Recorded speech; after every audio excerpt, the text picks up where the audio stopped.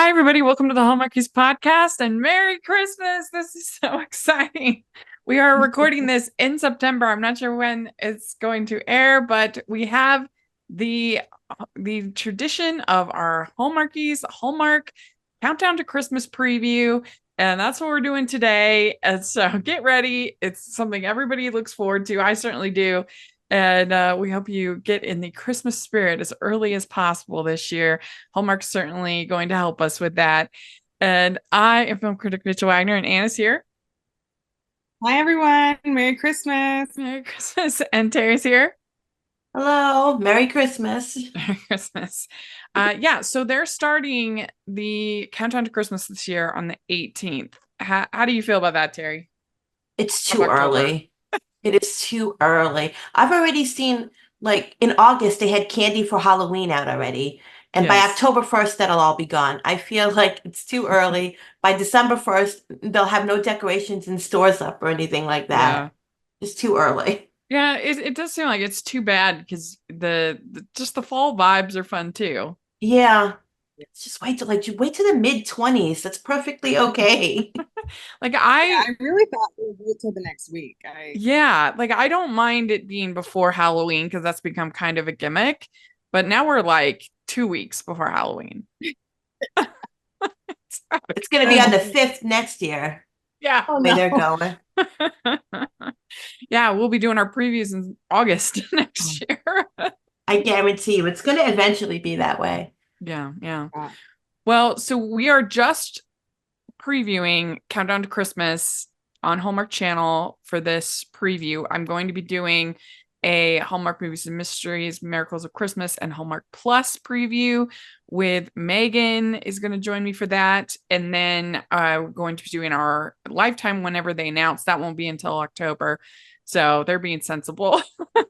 They're not even announcing Really. until October. And we usually do an up TV preview, but we're not going to do that this year because I've seen most of the movies, and so you can't really preview something you've already seen. They've only got like four new ones. Yeah, yeah. So we'll just include that in the all the rest preview. We'll include the up TV there, and so that one will probably be very long, but it'll be with Jennifer and Ryan, and that's but yeah, so we have our countdown to Christmas movies, and we don't know like writers and directors for all of these, but we have the summaries, and we have our system for ranking the previews that we started. This is our 8th season covering Countdown to Christmas. Can you believe that, Anne? wow, no, that's a long time. Yeah. Yeah, I can't believe it. I can't believe it. But yeah, it's our 8th season covering. And the very first season, we developed this preview ranking. And the idea was is all different things you could get in your stocking.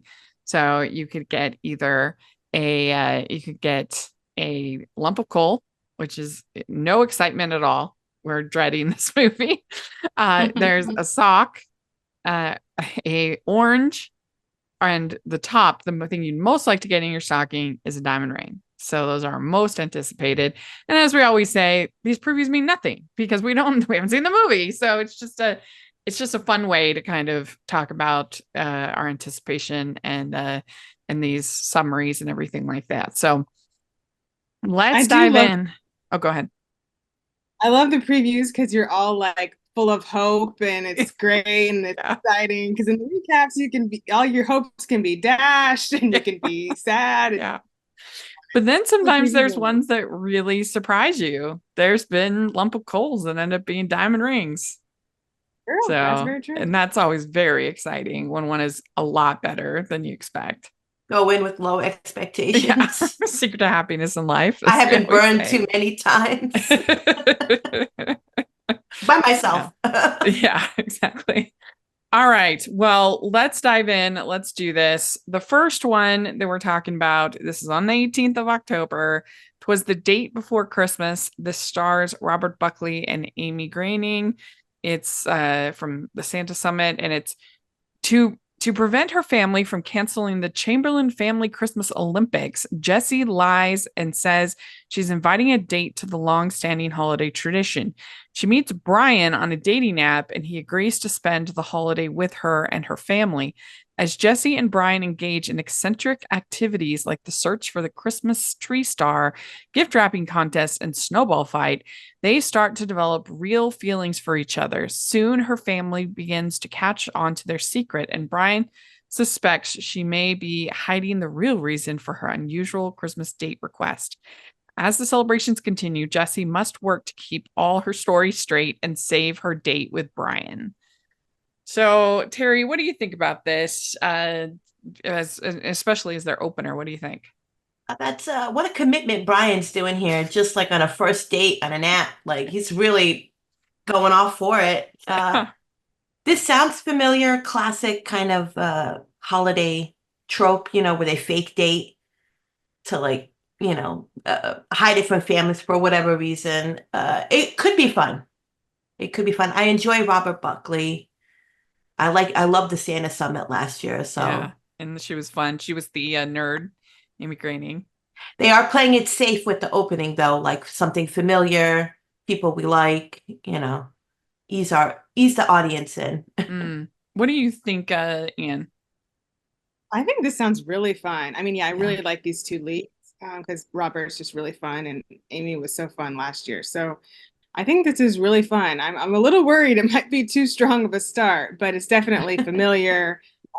Something that I think it might be one that people end up really liking as the first movie. I don't know the writer, that would be helpful, but it could be super fun with these leads. Yeah, I mean, I think it's kind of a surprising choice for them. Robert Buckley, I guess you could say he's a star, but I don't know. I feel like neither of these are the typical big star that you see for the first movie that you get. So that's kind of interesting. But the premise sounds really fun. This sounds like a hoot. And so I'm actually pretty excited about it. But it kind of matches with the theme overall in Hallmark. We've been seeing a lot of new faces and not necessarily the biggest of the Hallmark stars. So we're saving those for the important dates, I guess. Yeah, that's a good point. That's true. That's true. Well, I will probably give this like, I think I'll give this like a fake diamond. I'm not ready to go full diamond, but I really do think this sounds fun. This sounds funny and got that screwball comedy kind of edge to it. And especially if I knew the writer was, somebody that had been funny in the past, then that would give me more confidence. But what do you think, Anne? What's your rating? I'm gonna give it I don't want to give it a diamond ring either. I'm too nervous to do that. So I'm gonna give, since chocolate's my favorite thing on the planet, I'm gonna combine it with the orange to make it very close to diamond ring, like orange chocolate. Very good. Okay. Yeah. Terry, what about you? I'm giving it an orange too. It sounds fun. Hopefully it is fun. And it's a good way to start the season. You get hope, Yeah, absolutely. All right. So then we have Holiday Crashers. This is on the 19th. There's Lindsay Fonesca and Chris McNally, director Michael Robson, and writer Tracy Andreen. Best friends Tony and Bree have worked at the same card shop for more years than they should, as they both struggle to find true life's path. This holiday season, Tony and Bree decide to shake up their humdrum world by creating new identities to crash the amazing Christmas parties from the shop's confidential invitations. All harmless fun until Tony gets mistaken for a lawyer, which isn't too far off the mark since she did finish law school, just never completed the bar exam. Tony and Bree are then whisked away to a fancy corporate Christmas retreat in the snowy Vermont mountains by handsome business mogul Justin, whose crush on Tony is real, even if her legal career isn't. Good summary. And Bree is along for the ride as she has eyes for Vinny, a valet who may have a secret of his own. Can a distraction help Bree find what path in life she's supposed to follow? Will Tony end up with the guy of her dreams or in a blizzard of trouble? This fun Christmas crashing romp will either end in disaster or two happily ever after. Yeah, that's a So, summary. yeah, a What a lot. summary. I'm exhausted. Oh, yeah. But It's we've like got a almost the lot whole going movie. on here because we've got I mean I didn't realize that this had two female leads basically Nice. you have going on here. And because they only on the EW they only list the one. But yeah, Tony and Bree. And then you have Justin, the handsome business mogul. That was a good line. Whose crush on Tony is real, even if her legal career isn't. Yeah, that was good. Yeah. I mean, it is believable because a lot of people don't finish the bar. The bar is very, very hard to, and so that's it's definitely not unheard of to finish law school and not pass the bar. Yeah. Or, so, but, Anne, what do you think of this? It sounds really fun. I'm more confident because Tracy Andreen, I didn't know she Yeah. wrote it till this. So before I was like, it could be really fun or it could just go not good. But with Yeah. her, I feel confident it'll be really fun and just funny and entertaining, and also have some sweet moments. So I think it'll be good. I like this cast. I like Yeah. Daniela Monet. She's the second. And I like Lindsay. So yeah, Chris's first Christmas movie. Yeah. That's right. Yeah. Is that really true? This is his first? Yeah. I believe, yeah. Oh, I didn't realize Not that. Christmas, just the brother. Oh, So yeah. That's interesting. I didn't yeah. realize. I guess because he's done Winterfest. So got a Yeah, couple. he's done a lot of those. Yeah, it's been no Christmas. How funny. He had a Huh. cameo in a Christmas movie that I can't remember. Oh, Um, yeah. Hmm. but yeah. Well, Terry, what do you think? This sounds fun. Um, a little bit of bonkers, which I want. Like just Hmm. have fun with the premise. And well, yeah, this person who wrote this synopsis was having a time, was having a good Hmm. time. But yeah, this sounds like a fun and I would have opened the season with this one, but I get it's for the first Saturday. So they Yeah. really want those eyeballs because Saturday is what gets the numbers, the Saturday I see what you're movies. saying. So yeah, and I it's mean, got a good cast. everybody's inviting this card shop people, I guess, to the big parties. Evidently.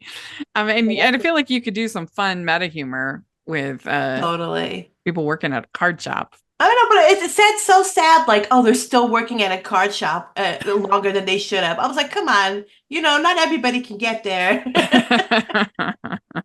But at least it sounds like because if sometimes when they do these like in this recent one of the Love on the Danube movies is like she's like 40 and she's like I don't know what to do with my life, and it's like come on.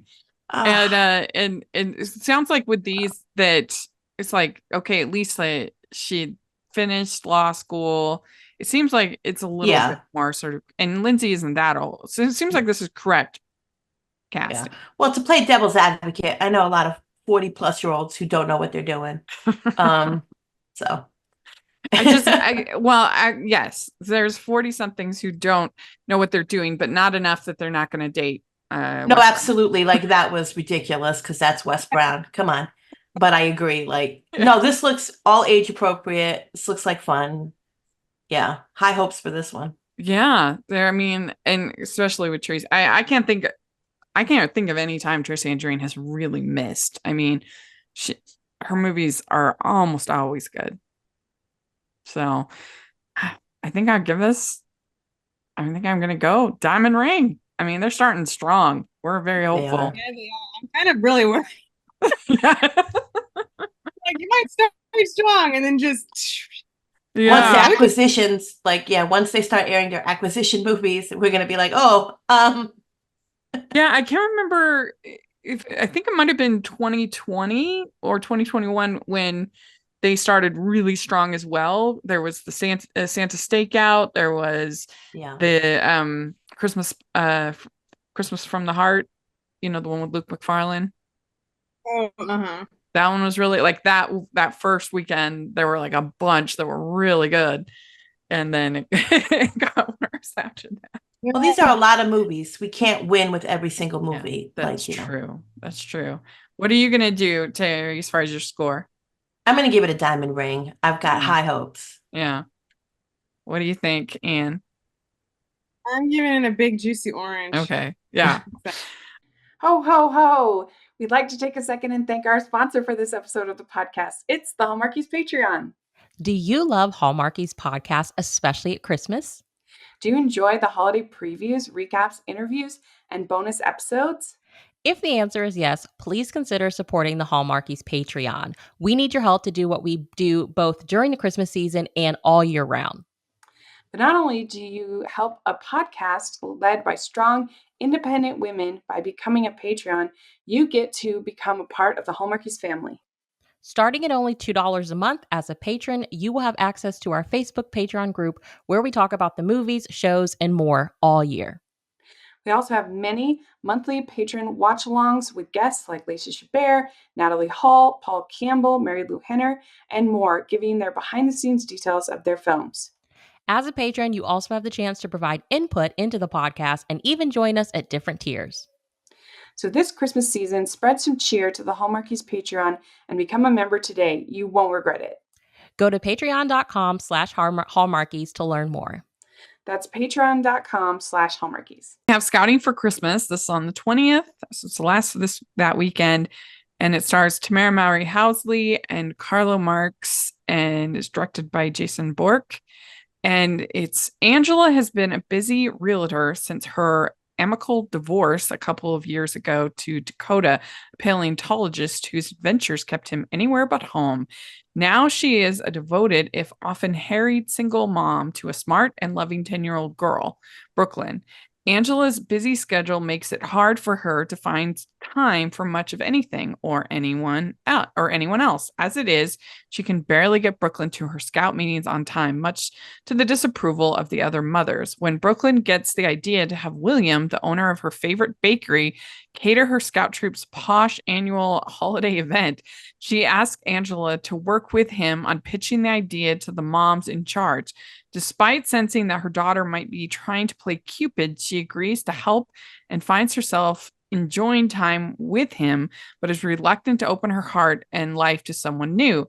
When Dakota returns, missing her, Angela must decide what is best for her daughter and best for her heart. So we got lots of drama happening here. Yeah. This is a lot going on. They're giving away the whole movie in the synopsis.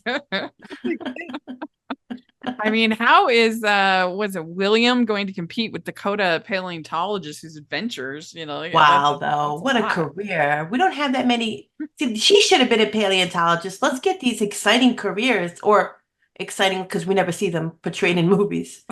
Yeah. I don't know. What do you think, Anne, about this? It's definitely a very different tone than the first two. Sound really fun. This one sounds like more sweet, possibly dramatic. I hope the whole X return thing, I hope they won't make it real dramatic. But I think it'll be really sweet. I really like Carlo a lot. He works for me on these movies. He's not in, maybe that's why. But when he is, it's usually, I usually like him. And obviously I really like Tamara. So I think it'll be sweet. I just hope the moms aren't nasty and the X return isn't bad. Those are my worries. So I hope they keep the moms kind of similar to that Field Day movie. Remember that? Mm-hmm. Like it was like a little catty, but mostly like fun and yeah. What do you think, Terry? Well, I mean, it wouldn't be Christmas without some kind of baking in it. So, actually, this sounds kind of interesting. Like, it's really, the more I think about it, the more I was like, oh, I'm really looking forward to this one. I mean, I like the leads. It doesn't say who's playing the X, so I wonder if that's going to be like somebody known to us. Yeah. Or not, because sometimes they hide who might pop up in a movie, Yeah, there's no IMDb yet for it, so we don't know. But James, what's that? In the EW article, it says James Palladino. I don't know who that is though. Oh. He's like it's like he's not a lead, but you would recognize his face because he pops up every now and then. Yeah. All right. So for this one, I mean, what scouting troop has posh catered annual holiday events? Like that seems a little crazy. Rich people, Rachel. People with some money. He's a paleontologist up in here. Her ex, so there's a little coin going through here. So a scouting event, I guess. Hey, man. Usually scouting events in my experience are like step up to the pizza buffet. They got to make it look fancy for the movie. I guess, yeah. So this one I will give a sock. I think it could be good, but I'm not like super excited about it. What about you, Terry? I'm gonna give it I was gonna say a soft orange, but that kind of sounds wrong. But yeah, an orange. I'm hopeful, but it could go sideways. You're like a bland orange with a lot of peel. And what do you think? I'll give it a cuties orange. Yeah. Okay, then we have the Christmas Charade. This is on the 26th, and it stars Rachel Scarston and Corey Sevier, directed by Corey Sevier. I don't know if this one's written by his wife. I would be very intrigued if it is.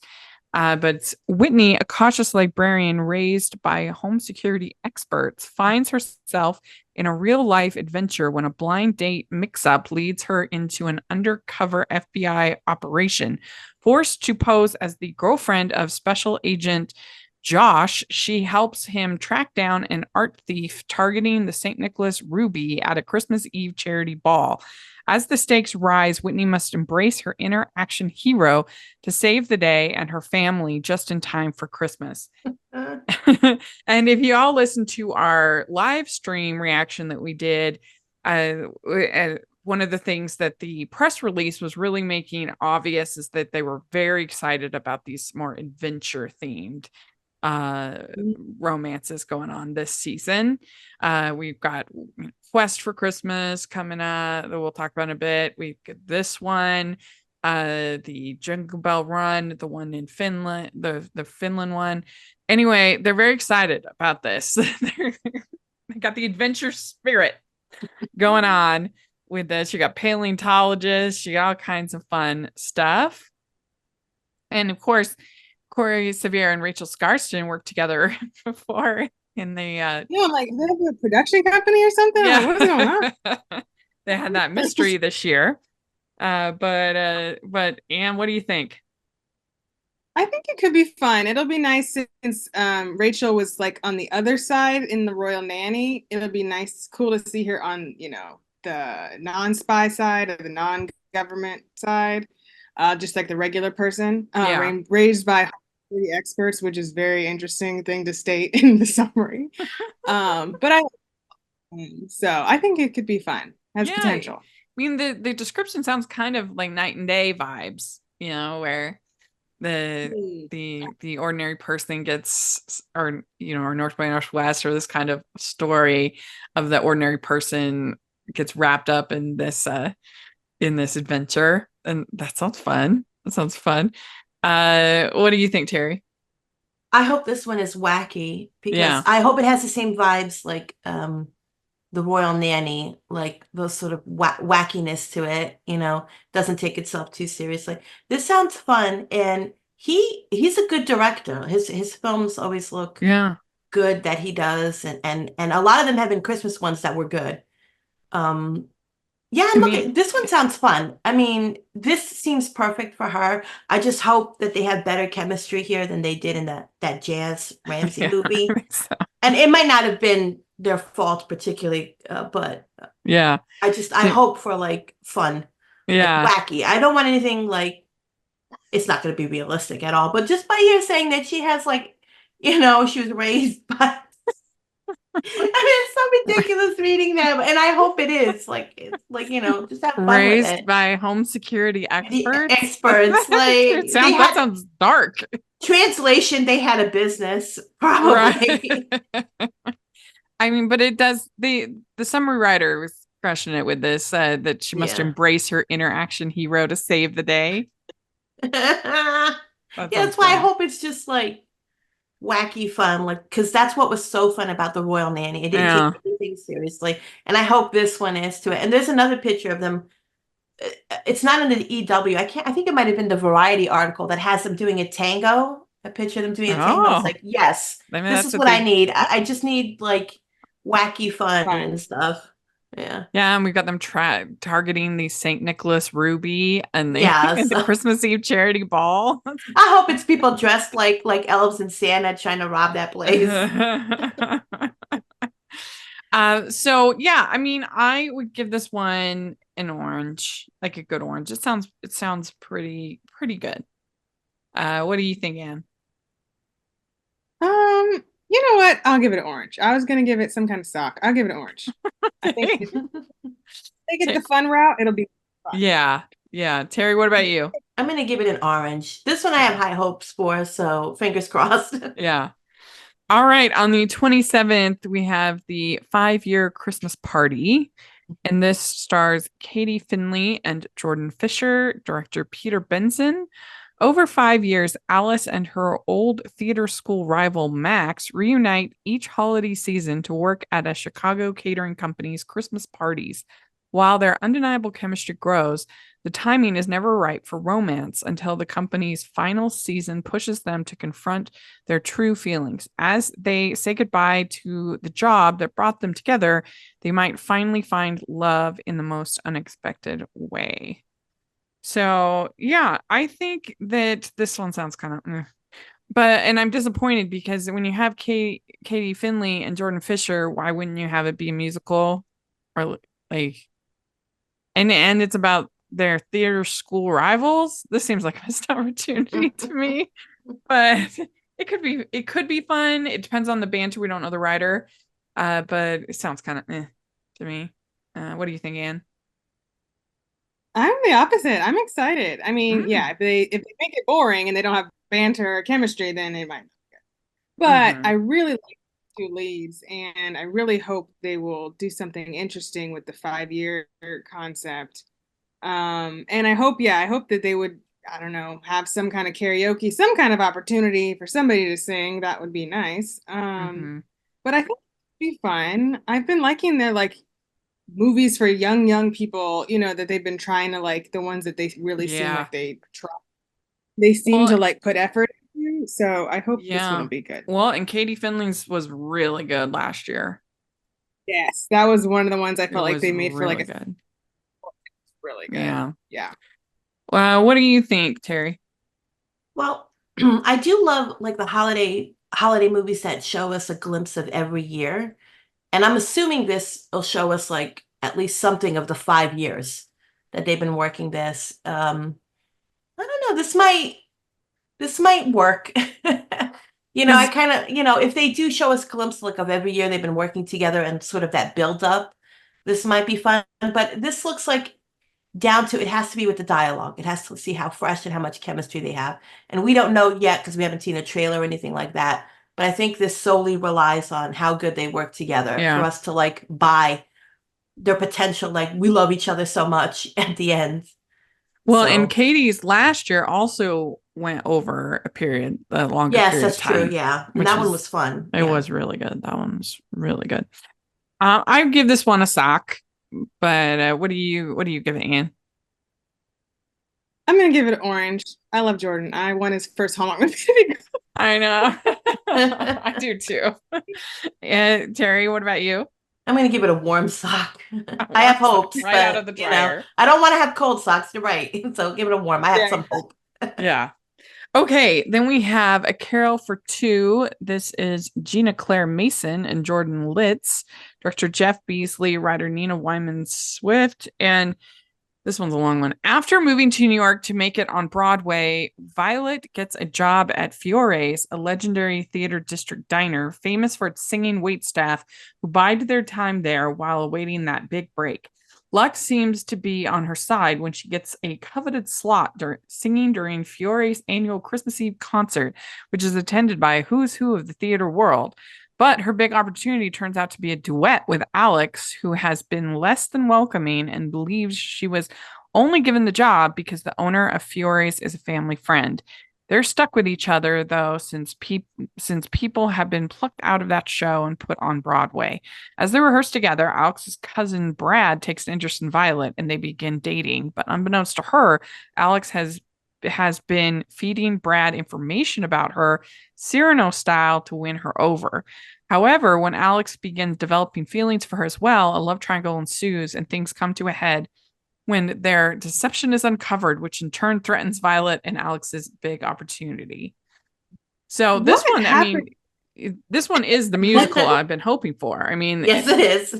they're going to have singing, so that's exciting. Both these are Jordan Litz, I think, is on playing in Wicked right now. Yeah. So that's That's cool. exciting. Yeah, I mean, it sounds like they work at Ellen Stardust Diner, which is the worst food I have ever eaten at a commercial establishment. If you are in New York, avoid it at all costs. It was absolutely terrible. And it is not worth it for the singing wait staff. Wow, that's so Like, bad. yeah, I mean, I would take any like Denny's or any place like that Oh a my million God. times over. It was Hey, Denny, that's really What you said, I'll take Denny's. Oh man.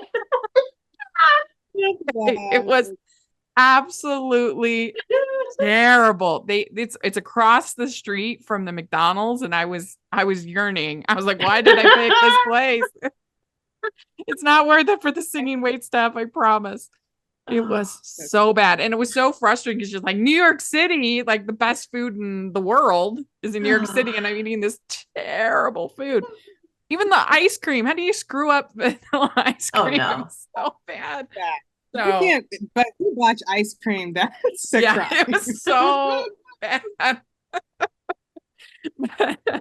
but yeah, I mean, I'm gonna give this one a diamond. There's really no, I mean, it's gonna have singing. It's got great stars. It sounds fun enough. The plot, and you got Nina writing. I mean, that's enough for me to get me invested. Cyrano style, whatever shenanigans happening. That's enough for a full on diamond for me. What about you, Anne? What do you think? I was good until that last line. Come to a head. Deception is uncovered. I was like, geez, Oh, this yeah. like turn at the very last sentence. That is But kind of a I love lot. Nina. And I really Yeah. liked Gina's movie last year more than Yeah. I thought. I really enjoyed it. So I would give it like a sock with an orange in it. Or like a stocking with Yeah. an orange in it. What I'm not about like a you? Broadway person. Yeah. What about you, Terry? Well, the Cyrano style got me, but Yeah. nobody dies in this one, so you'll be all right. This could be fun. Like, I have high hopes. I hope that they actually put a couple of songs in, and it's not just one song, because I Yeah, that's fear that they're true. going to just cut it to maybe very short clips or like a montage, and that'll be it. Like Christmas in So, Graceland, having to hear Silent Night 8 times. well, it's the only one they had rights to, Yeah. Rachel. But I mean, some yeah, of these like. songs have got to be in the public domain. Some of these carols, so I don't understand what the big issue is. Yeah, so I hope, I give this one an orange. I'm excited for it, but I'm a little nervous that it's not going to be as musical as I would like it to be, so I'm going in reserved, Yeah, yeah. you know. All right, so then we have our holiday story. This is on the 2nd of November. Nikki DeLoach and Warren Christie, director Jason Bork. As Dave and Nell recount their love story to their daughter's boyfriend, Chris, we follow them through one special Christmas where fate routinely brought them together and kept them apart. But as Dave and Nell tried to find one another, they were oblivious to the fact that they were work nemesis paired together to throw a Christmas festival for their town. Meanwhile, in the present, Chris struggles with relationship issues of his own as he attempts to say, I love you for the first time to his girlfriend, Jo. As our two couples and storylines intersect, lessons are taught and learned about communication, honesty, and the capacity for change in ourselves and others. So it just sounds very sweet. Got a lot going on. Mhm. And I guess it's gonna be flashbacks, and then you've got Chris and his girlfriend Jo. Um, yeah, I mean, it sounds fun enough to me. What do you think, Anne? It definitely has more Hallmark movies and mysteries vibes. Yeah, I agree. Standing out because it's in this list, and I'm like, oh, this seems a lot more heartfelt and Yeah. learning and all that about. But yeah, I'm wondering how much Warren and Nikki are going to be in it if it's going to be so many flashbacks. I guess I will see how that balances out. Hmm. It sounds like it could be sweet. I would give it like cute Christmas socks. What do you think, Terry? Oh boy. How like how I want to know how old these kids are because that's a Yeah. lot to be like, hey, teenage boy, here's how we met before you tell my daughter I love her or whatever. Like, how old are the kids? That's what I want to know. Because that's a lot. Like you're just coming over and they're like, Well, sit it's a down, lot to son. I'm gonna tell, tell you the story of our love. And you're like, wait. especially if it's their daughter's boyfriend. Exactly. So like how close is them? How old are they? Like, because if it's like a 15-year-old and they're like, sit down, son, that's you're gonna get nervous. You're gonna be like, no, no.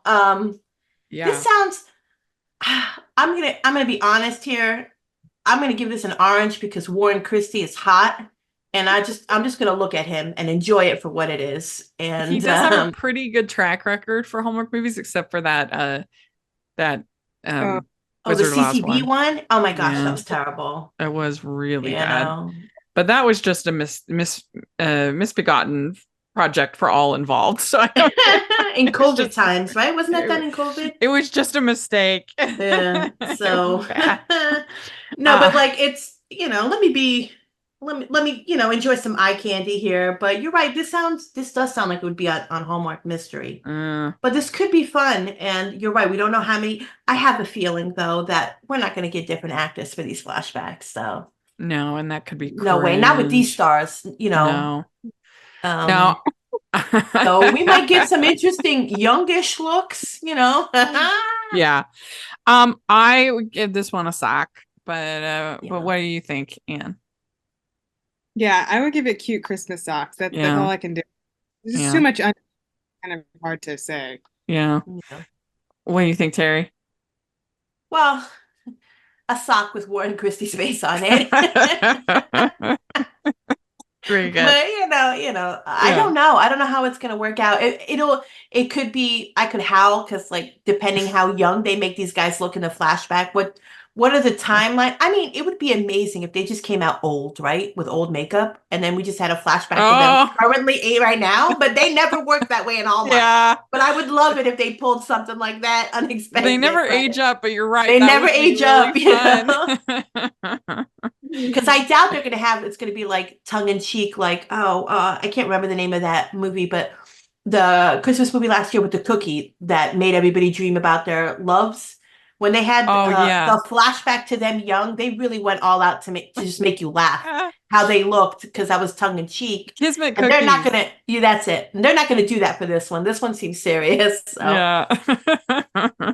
Well, yeah,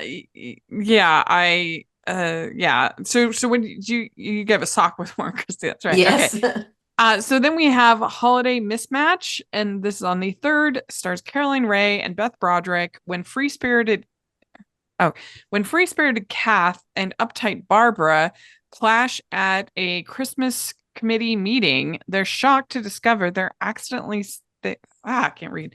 When free-spirited Kath and uptight Barbara clash at a Christmas committee meeting, they're shocked to discover they've accidentally set up their adult children via a dating app.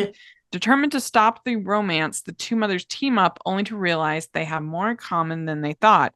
As their kids' love blossoms, so does an unexpected friendship between their meddling moms, bringing both families together for a festive Christmas.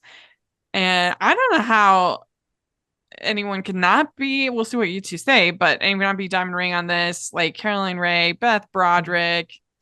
The premise sounds really fun to me. You've got your busybody moms matchmaking. I don't think we know. I don't think it says on the EW who the kids are. See, No. no, it doesn't. But I don't know. To me, that sounds super fun. I'm very hopeful. What do you think, Anne? Yeah, only because it's these two. If it was Yeah. probably anybody, I might be worried it's going to be like dramatic and annoying. But because it's Mhm. these two, I think it'll be fun because obviously, they know each other, they're fun, and they've worked together, have their own chemistry. So I think it could be really fun. Hopefully they take it the fun way and it's not annoying, but I think Yeah. it'll be good. What do you think, Terry? This sounds fun. These two ladies are work great together. They got great chemistry. I like it too because I hopefully it focuses mainly on them and not too much on the children. But I like it because they're older leads too, and we don't see that a lot in these holiday movies where Yeah. the older characters take center stage. We do see older actors pretending to be like 10 to 15 years younger, but we never get to see like the proper age. So I'm excited for that. And you all agree, This- Diamond Ring? Yeah. Yeah. Yeah. Yeah, I agree. Okay. All right. Then we have trivia at St. Nick's. This on the 8th. Temin Sursok and Brant Daughtry, director Marlo Hunter. When students all flee an elite university in Vermont for winter break, the locals and faculty hunker down for their favorite time of the year, the annual Christmas bar trivia tournament. For Celeste, a type A astronomy professor, this event combines the magic of Christmas with her greatest comfort in life, knowing the right answer. But when her colleague drops out of the tournament to do a month-long lecture tour in Asia, Celeste's team must adopt Max, the football team's new offensive coordinator. To Celeste, Max seems like nothing more than a grown up class clown, though he brings an undeniable knowledge of sports trivia, a category their team has always fallen short in. Initial clashes between the two eventually turn into mutual appreciation as the team enjoys scavenger hunts on campus, decorating the international house with Christmas lights, baking Christmas cookies, and advancing toward the championship trivia game. So I think that this sounds pretty fun. I'm a little bit confused because it sounded like at the beginning that it's a Christmas trivia contest. So why does his knowledge of sports trivia matter? Yeah. There's a little bit more in the EW synopsis. After Mm-hmm. that, it says championship. It says Celeste can't help but delight in Max's infectious enthusiasm, love for all things Christmas, and perhaps most importantly, his comfort with the unknown.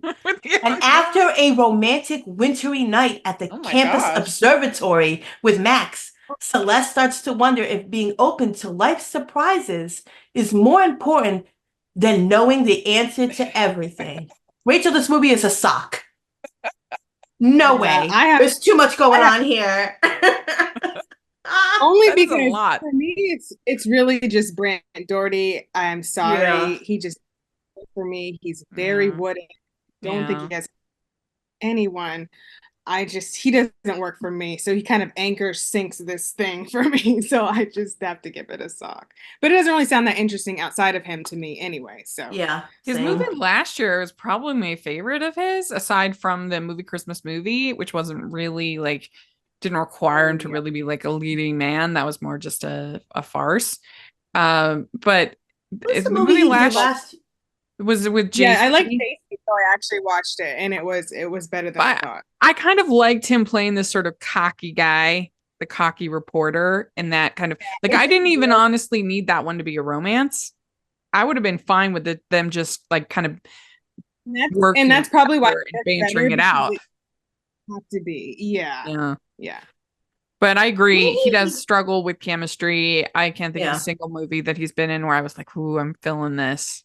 I thought he came up for the idea for his Christmas movie last year. Him and his wife. Yeah, I think you're right. I think that Yeah. Yeah. Which was good too. I just wish that they gave her coats that fit in that movie. But Yeah, I agree. she never buttoned them coats, if you notice. This just sounds like it almost sounds like an acquisition to me. And it might not be, but I don't know. This sounds like it's too busy, a romantic wintry night. What is this love for the unknown? If he came out and said he believed in ghosts or aliens, I'd be like, thumbs up, but it's not going to be. I just don't understand how the knowledge of sports is helping with the Christmas bar trivia tournament. I have no idea. Well, that's why she doesn't want him there, but I don't know. This sounds too busy. But it says a category their team has always fallen short in. What? What It's does the that sports mean? category, I guess. The sports at Christmas? What sports? I don't play a lot of trivia games, so I don't know because I would fail at that. Unless it was about Hallmark movies. Like I guess there's football is sometimes associated with like Thanksgiving, I think, Well, but I guess so. I don't know. I worry about this one. This one, I mean, I would love it if it turned out and were like how joyous of a movie, but I don't Are you know. gonna coal it? Are you gonna coal it? Oh, Is our first coal? no, I think Honestly, that, yeah, maybe. I think I was going to say a sock because I was worried, but no, you're right. The more I think about it, I think this might be a coal, and I hope I'm wrong. Yeah, I hope so too. Yeah. And you agree, Cole? I would agree. Yeah. Yeah. So we have the Santa Tell Me, and this on the 9th, and it stars Aaron Krakow, Daniel Lissine, Benjamin Ayers, Christopher Russell, and Kurt Svarka. When Olivia, a successful interior designer, finds an old letter from Santa promising she'll meet the love of her life by Christmas Eve and that his name will be Nick, she's stunned to meet not one, but 3 guys named Nick. As she navigates these holiday romances, Olivia also finds herself drawn to her charming coworker, Chris, throwing her magical Christmas quest into question. With the clock ticking toward Christmas Eve, Olivia embarks on a heartwarming and humorous journey to uncover her true soulmate. So I think this sounds really fun. I am on board. I've actually pretty much enjoyed Erin's recent movies. I really like The Wedding Cottage. I really like she's been winning for me. I recovered from her finding phase. Oh, Finding phase. I Rachel, recovered. And don't speak it into the air. we don't need a fourth, please. But when she is allowed to be funny, I think that's when she's the strongest. And I think that is a shame that they don't use that more in What Calls the Heart. I wish that they tapped into her like silly, a little bit more goofy side. They almost never do. But I think it's a winning side from her. I mean, I didn't love the one with Tyler that everyone else just loves so much, but I certainly didn't hate it. So I feel like she's been on a pretty good stretch with movies, and I mean, this is a great cast. It's going to be fun to see Aaron and Daniel back together. I don't know, I just think this sounds like a diamond ring to me. I think it sounds really fun. What do you think, Anne? yeah, I think I'm not a Hardy, but I think it sounds fun. And I think Yeah. it's fun that, these 3 Nick guys and, we know 2 of them really well. That makes it, fun for us. I don't know Kurt, or at least that I off the top Yeah. of my head.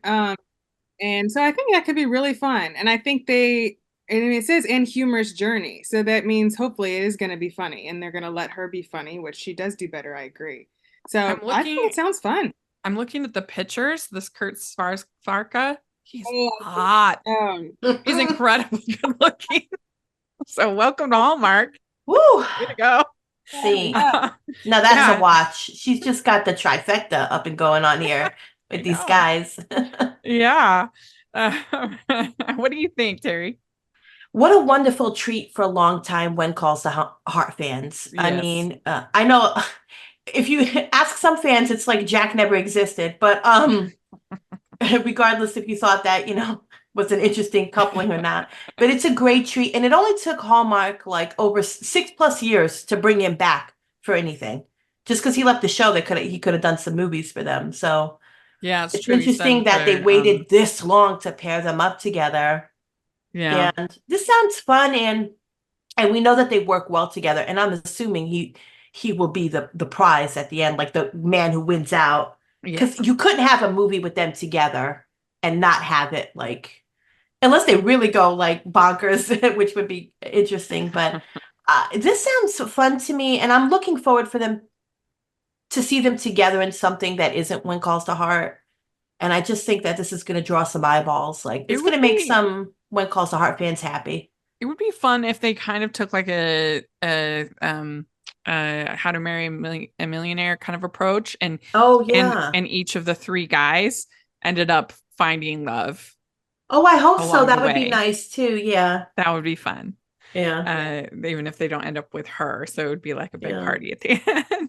And Christopher Russell's slowly becoming the king of all Christmas movies. He Yeah. is in every year he's got like so many Christmas movies, and that blind Christmas movie still haunts me. So, Yeah. But I mean, I loved Operation Nutcracker and I Oh, loved that was Costa great. Rican Wedding. So he's really Yeah. doing great for me this year. He's But rocking it this year. I also kind of love him in the supporting roles. True. You know, like Yes, because Mistletoe Secret. He was he really works. good. Sometimes I think he works better in the supporting Yeah, I role. agree. Yeah. Yeah. Yeah. What do you think, Anne? I'm gonna give it a Your score. uh, Yeah. yeah. I'll give it Diamond Ring. What am I? Yeah. Did you give it a diamond, Terry? Yeah, same. I'm going to give it a Okay. diamond. I'm really looking forward to this one. Mm-hmm. All right. So then we have "'Tis the Season to Be Irish." This is on the 10th of November. Fiona Gobelman and Ian McMacken. Leslie Demetriadis is the director, and Leslie has done a patron watch along with us, so she's awesome. And Rose, a nomadic house flipper, heads to Ireland to renovate and sell a cottage, but her plans are upended when she meets Sean, a local realtor determined to preserve his town's heritage. As she works on the cottage and embraces Irish Christmas traditions, Rose finds herself falling for Sean and questioning her fear of settling down. Together, they must confront their past and discover if love is worth taking root. So, what do you think of this one, Anne?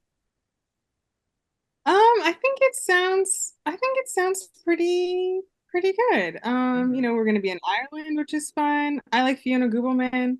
I did watch the show this guy was on, and he's hot. I could see him being a good house flipper or whatever. So, Nomadic house flipper. No, I like she's they the added that nomadic in. house filler. Yeah. You're oh, right. He she's is the nomadic. hot. Woo. He's pretty. And we don't have that many like international movies, so yeah. So I think this could be good. What do you think, Terry? Well, Rachel, I love a travel movie, so this movie was written for me. Yeah, this sounds like fun. I hope that they use local cast, like actors from it's not just like imported Canadian actors over there, but like I'm looking forward to it. Yeah, it sounds fun. I mean, I just want to sightsee in my movie. Like, put some good shots in, put some shots we haven't seen of Ireland like 1,000 times. You know. It could be fun. I like Fiona. This guy looks Yeah. hot. I like Leslie. She's a good Yeah. director. Sounds a little boring to me, just as far as the plot. Right. Excuse me. So I am gonna give it a sock. I mean, Mm. Irish, like with like 4-leaf clover. So like I don't know, but it could be fun. It depends on the writing, and the chemistry, how it works out. What do you give it, Anne? Um, I'm kind of between a sock and an orange, so it's kind of hard. You're like an orange sock. Yeah, maybe an orange sock. Yeah. Terry, what did you give it, Terry? Oh, even though I love travel movies, you're right. It just doesn't sound very interesting with the house flipping. And she's a nomadic house flipper. What a description. I'm gonna give it like a sock, but an orange striped sock. I wonder if they include the nomadic just so that she can end up staying in Ireland. So she doesn't have like a home that she's abandoning. Most likely, yes, because then she'll stay there for the rest of her days when she finds love, Yeah. Okay, then there's Christmas with the Signs, and this is on the 15th. And Anuju Joshi and Benjamin Hollingsworth, director Panta Mosla. And this is written by Patricia Isaac and Emily Ting. And it's for Asha, Christmas is the most important time of the year. But when she's stuck working at the hospital during the holidays, she wishes for some much needed Christmas magic. Enter Jake, her former high school classmate, who unexpectedly reappears in her life.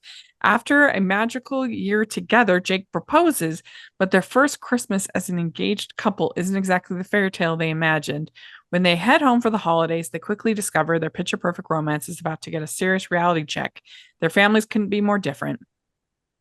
Juggling various holiday traditions, big personalities, cultural differences, and complicated family dynamics proves to be a challenge as Asha and Jake have to learn if they can bridge their two families and survive a Christmas with the Sings. So, this is not my favorite kind of Christmas movie. I'm not a big fan of the holiday shenanigans in general brand. of Christmas movie. So this just sounds kind of stressful to me. People fighting, all this, their families can be more different, cultural differences, big personalities. That sounds just doesn't sound like my favorite. But it is one of the only like real diverse movies this season, so I give it some props for that. And if it's written funny, then it could work. But I'm gonna give this a sock. It's kind of a ratty sock to me. This just doesn't sound like my kind of movie, but it could be fun. What do you think, Anne? Yeah, it really depends on the writing. That's the thing, Yeah, like you're saying. I'm trying to look up this lady, but I don't know if this is quite the person. the Patricia Isaac. Yeah, oh, I don't. Yeah, okay. Well, for her, it only has that. I haven't looked up Emily yet. Oh, she's Um, an actress because she's gorgeous. Oh my gosh. She's beautiful. Yeah, it looks like she's done, let's see here. yeah, I saw a bunch of Yeah, actress there's stuff, just but a I only, short and then this is her first script. So yeah, that's so that's, exciting for I them. don't, but I really like Benjamin a lot. His last couple movies really, really worked for me really well. I just Yeah. hope it'll be more Well, fun. except for that Whitewater one. Oh, I didn't watch that one. So you'll be fine. That movie made me angry. Okay, The well, so Easter and the Emily Ting, she wrote Sealed with a List, which was the one with Katie Finley that was so good. And she did Christmas with the Golden Dragon, which I also enjoyed. Okay, So now we're getting some. yeah. Okay, with Um, that, I will give because I like Benjamin. I like those movies, and it's one of the only, like you said, one of the only movies where we're going to see, hopefully, an Indian family or a diverse, family, since they're literally going to see them. So, yeah. yeah, that What do gives me you, a little bit of. so you give it an orange? Mhm. Yeah. What about you, Terry? Well, this sounds interesting. I don't mind movies like this. It really depends on the script because if it's a little too serious, it just becomes, oh boy. But I hope that they have fun with it, I hope there's shenanigans going on when their families get together. But this does remind me very much of like childhood Christmases that I experienced with like my big ethnic family, and when the person who is not part of that comes in and is like culture shocked to be honest. Yeah. And you Yeah. don't want to laugh at that person because they're making an effort, but you just love to see that person squirm. So it's probably why I'm a little bit more, but this sounds fun. And now that I'm thinking about it, like they really don't have much diversity this year either, in their Hallmark movies. And whether that was because of the strikes and they're picking up stuff or they're, working on it now. But I'm going to give this one an orange too, because I hope it has fun with the premise and it's not too serious. Yeah. And I do like Benjamin Hollingsworth the majority of the time. Yeah. Not the Whitewater movie though, because that movie made me angry. So you give it But an orange? yeah, I give it an orange. Yeah, man. A half an orange. Okay, so then we have Jingle Bell Run. This on the 16th. It's Ashley Williams and Andrew Walker, director Lucy Guest, writer Stephanie Sarapas. Avery is an unadventurous school teacher whose sister secretly signs her up for the Great Holiday Dash, a Christmas-themed reality competition show where she's paired with former hockey player Wes. Despite clashing at first, Avery's puzzle-solving skills and Wes's physical prowess help them excel as they travel from city to city and compete in festive feats that have a local flavor.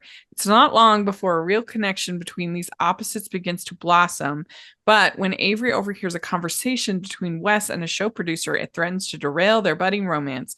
Keeping their eyes on the prize, the duo continues to dash to the finish line, but there may be more personal adventure for them still in store. So I don't know if I buy Andrew Walker as a former hockey player, but he plays a lot of sports people. Yeah, he does.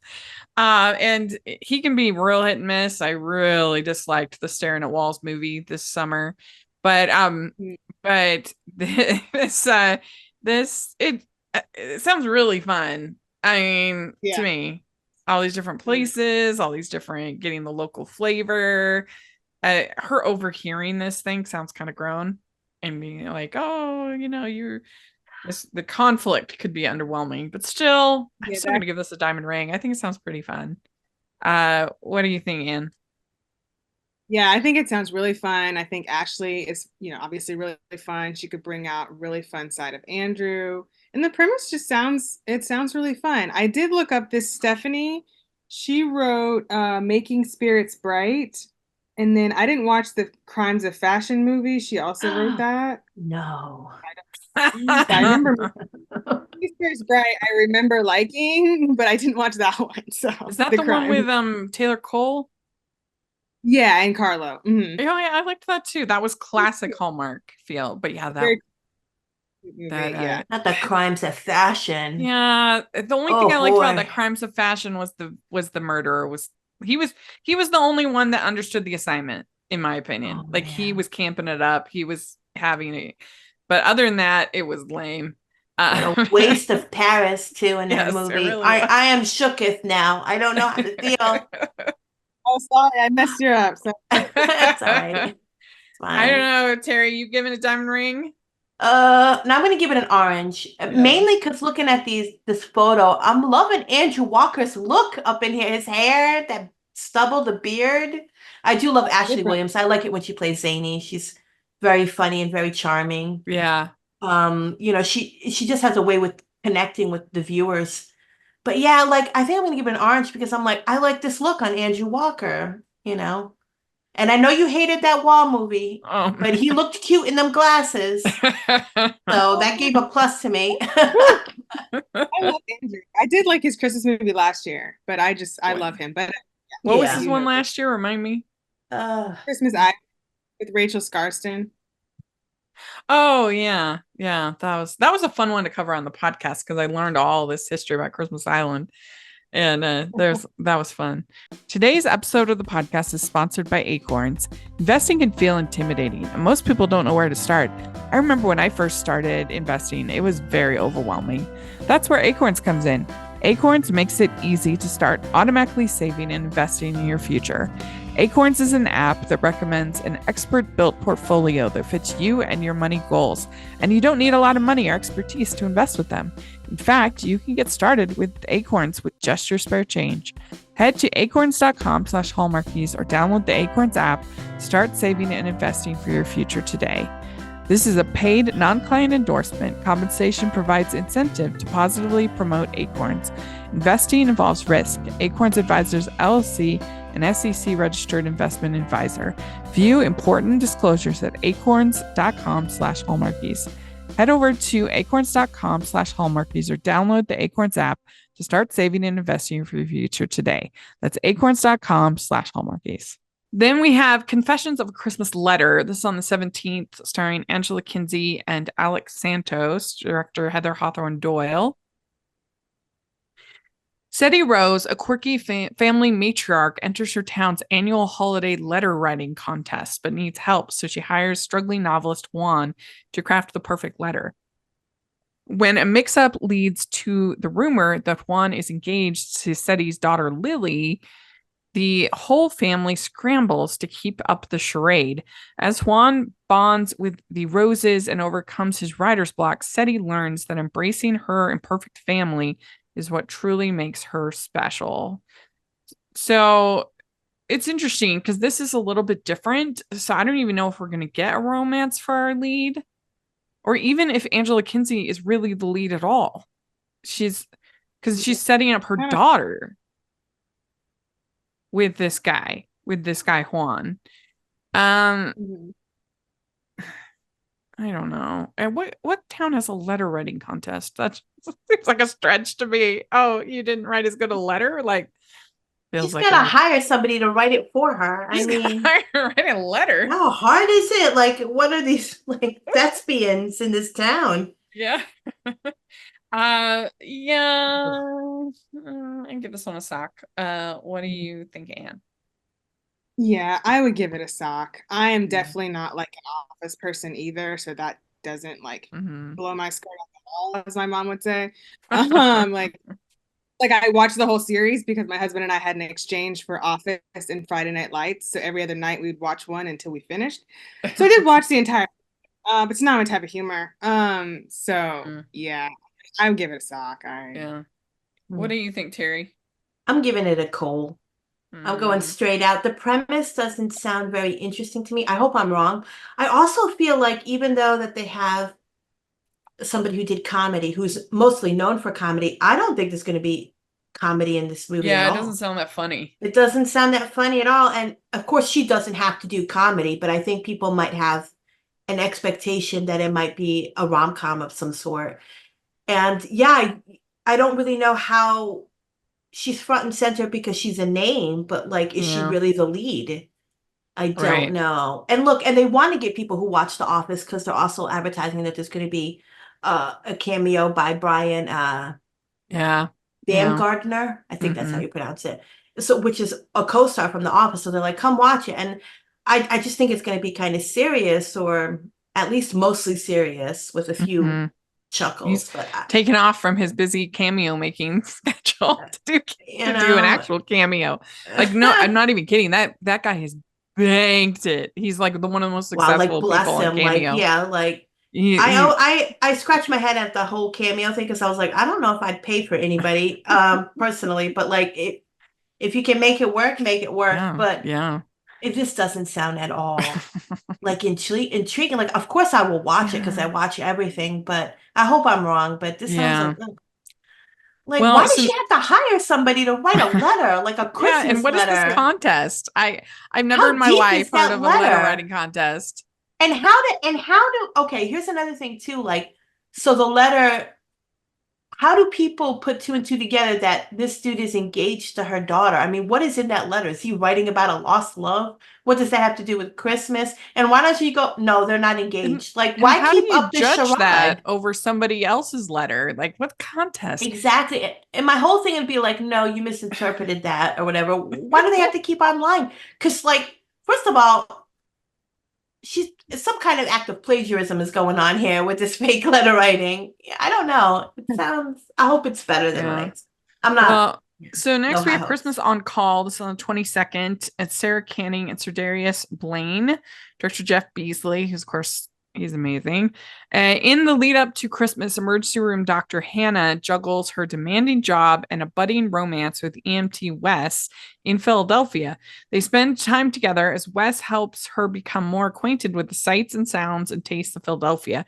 It's clear that they're starting to fall for each other as the local first responders balance duty with holiday celebrations. They come together to face challenges, support each other, and find moments of joy. And this does have a Donna Kelsey cameo in it, but this to me sounds boring. I mean, if they have good chemistry, I like these leads, I really do, but I don't really care about seeing the sights and sounds of Philadelphia. Like, that doesn't sound that exciting to me. So I just want to call. Sorry, Sarah and Sir Darius. Anne, what do you think? In the very first preview that they put out and then took down, they had a scene from them, and it was actually really cute. So Oh, that's kind of the that is I making wonder why they me took it um down. yeah, I guess because it was like they decided that they showed too much, and then they like deleted it from YouTube. But it was really cute, and you could see Donna Kels in there as well in that scene. So because of that, only because I saw that scene, Mm, and it's one of the only movies with with one black lead. yeah, I'll give it a piece orange. I hope it won't be boring. But yeah, it could be. It they're will just not depend on selling banter. it that well. Sights and sounds and tastes of Philadelphia. You know what I mean? It's not like it's Lisbon or something like, whoa, this is exciting. Oh, Philadelphia.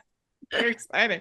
Uh, what what do you no shade to people who live in Philadelphia. It just doesn't sound exciting. Uh Terry, what are you gonna give it? What do you At think? first, I thought this was an acquisition, but since it has that cameo by Mm, Donna Kelska, she seems everywhere on Hallmark this year. I yeah. guess it's one of the. I'm intrigued, but I think the premise is almost traditional because Hallmark always kind of does a Christmas movie where we see some kind of service, whether it be in the military or like doctors. And here we have like a doctor and an EMT. Mm, So it's some kind of service that is helping the people. So I'm sure we're going to get a good dose of that as well in here. I don't know if they have chemistry together. I hope they do. It's quite interesting. So what would you Yeah. give it? Oh, I'm gonna give it a sock though, even though I'm hoping for the best. I don't feel that great. Like this doesn't intrigue me, just this. Yeah. I hope Yeah. like when we see trailers, because I didn't watch that trailer. And it's funny because Hallmark like puts stuff up and then they delete it. And it always boggles my mind what they choose to promote and what they don't choose to promote. Because Yeah, sometimes the stuff they don't promote ends up becoming good. it's So I true. hope this one's good. It just doesn't excite me just like reading about it. I need to see a trailer or something to like change my mind. Yeah. Did you give it a sock, Anne? What did you give it? Orange. Oh, an orange. Okay. Okay. So then we have Three Wiser Men and a Boy. This is on the 23rd, and Paul Campbell, Tyler Hines, Andrew Walker, Margaret Cullen, director Terry Ingram, writer Russell Hainline. The story begins 5 years later with the Brenner brothers preparing for another memorable Christmas. In a crazy turn of events, possibly brought on accidentally by the brothers themselves, the director of Luke's son Thomas school holiday musical steps down. Luke is desperate to make his son's stage dreams come true, so he enlists the help of his brothers Taylor and Stephen. Meanwhile, the trio navigates meeting their mom, Barbara's new boyfriend, and the brothers grapple with their own feelings about this relationship. In true Brenner brother fashion, they are all in for a Christmas they will never forget. So, what do you think, Anne? I mean, these three, it's a sequel, but I think this sequel could actually be good. I know most of Yeah. Hallmark sequels aren't very good, but this one I think has the potential to be good. It's not a romance, which is usually the whole problem with Hallmark sequels, is they just Right. make something dramatic or some wedding or make them break up or something stupid. So it doesn't have that problem. Like Christmas House 2 was good. So this can also be like that kind of good. That's true. Yeah, What do I you? think it's and fun. Yeah, I wonder who's playing her Yeah. boyfriend.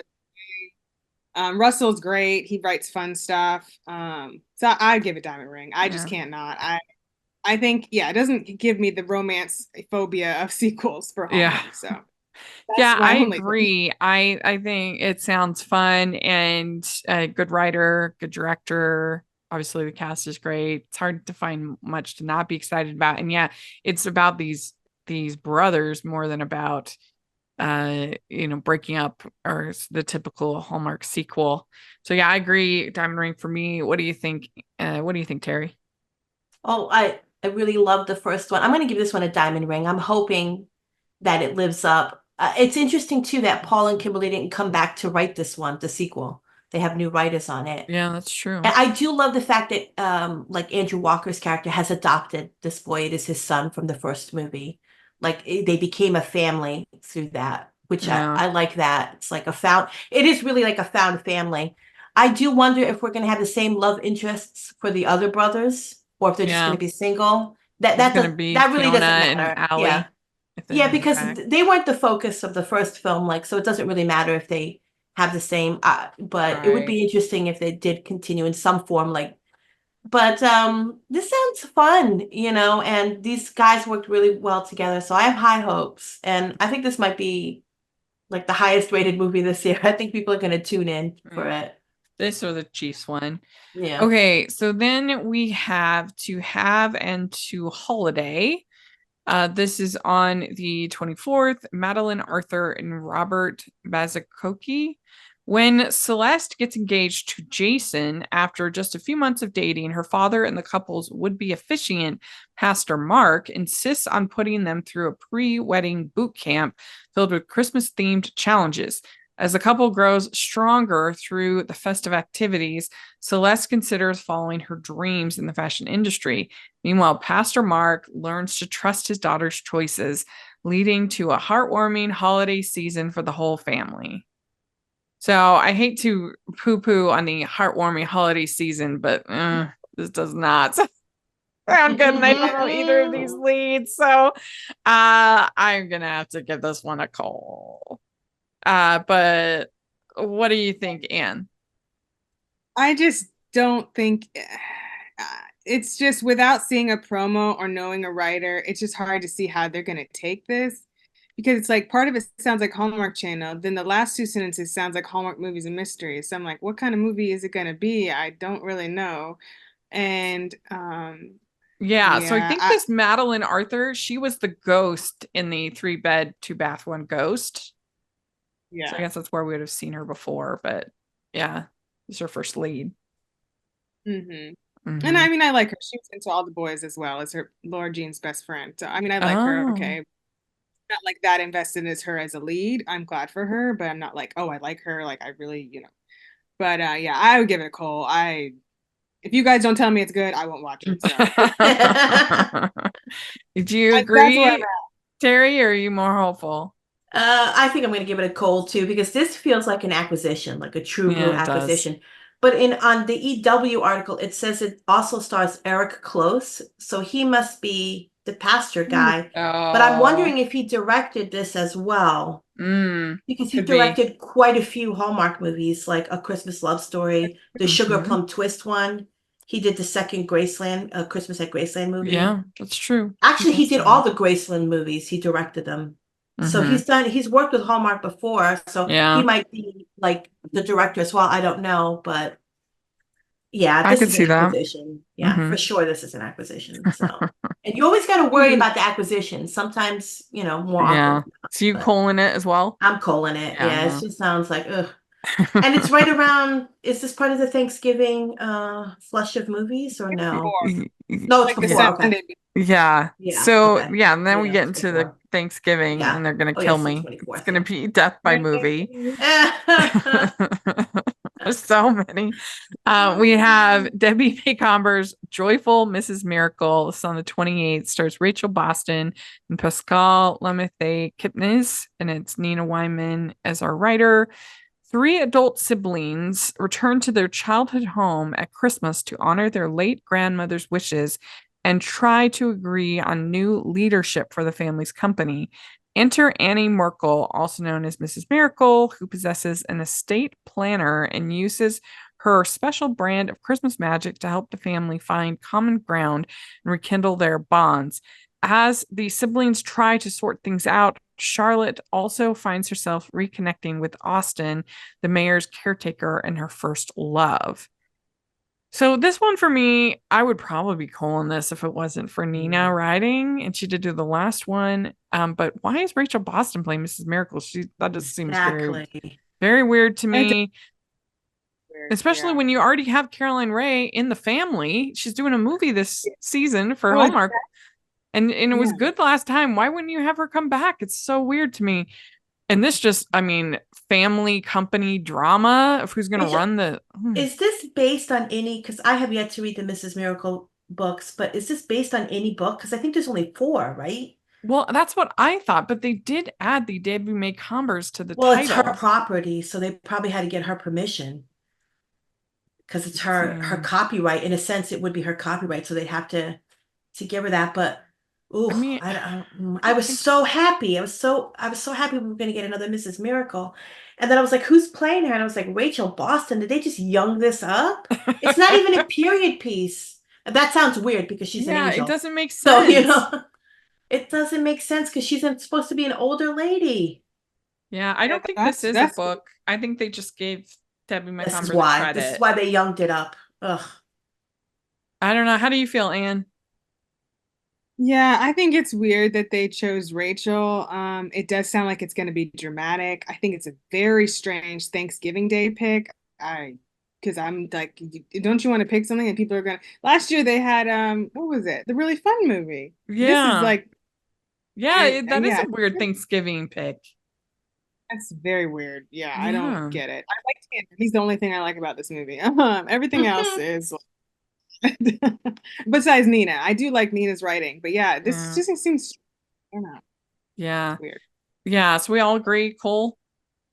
I'd give it a call. Yeah, I'd give it a call. I'm so disappointed. Like nothing against Rachel, but like, why is Mrs. Miracle so young? It doesn't make sense. It just. I mean, I guess she's an angel. She could appear in any form, but the whole thing about it's like I'm trusting this older woman as a nanny and help. Like, just because Hallmark has really had some great, like they had 3 great Mrs. Mrs. Miracle movies, and I've never seen Mr. Miracle. But like, why would they? I'm Yeah, it worried. doesn't make any sense. It must have Well, been something from the network. I guarantee you the network was like, we're gonna do another one of these because they're successful for us, but we have to make her younger to attract the younger crowd. Why don't you just make the cast younger? You yeah. know?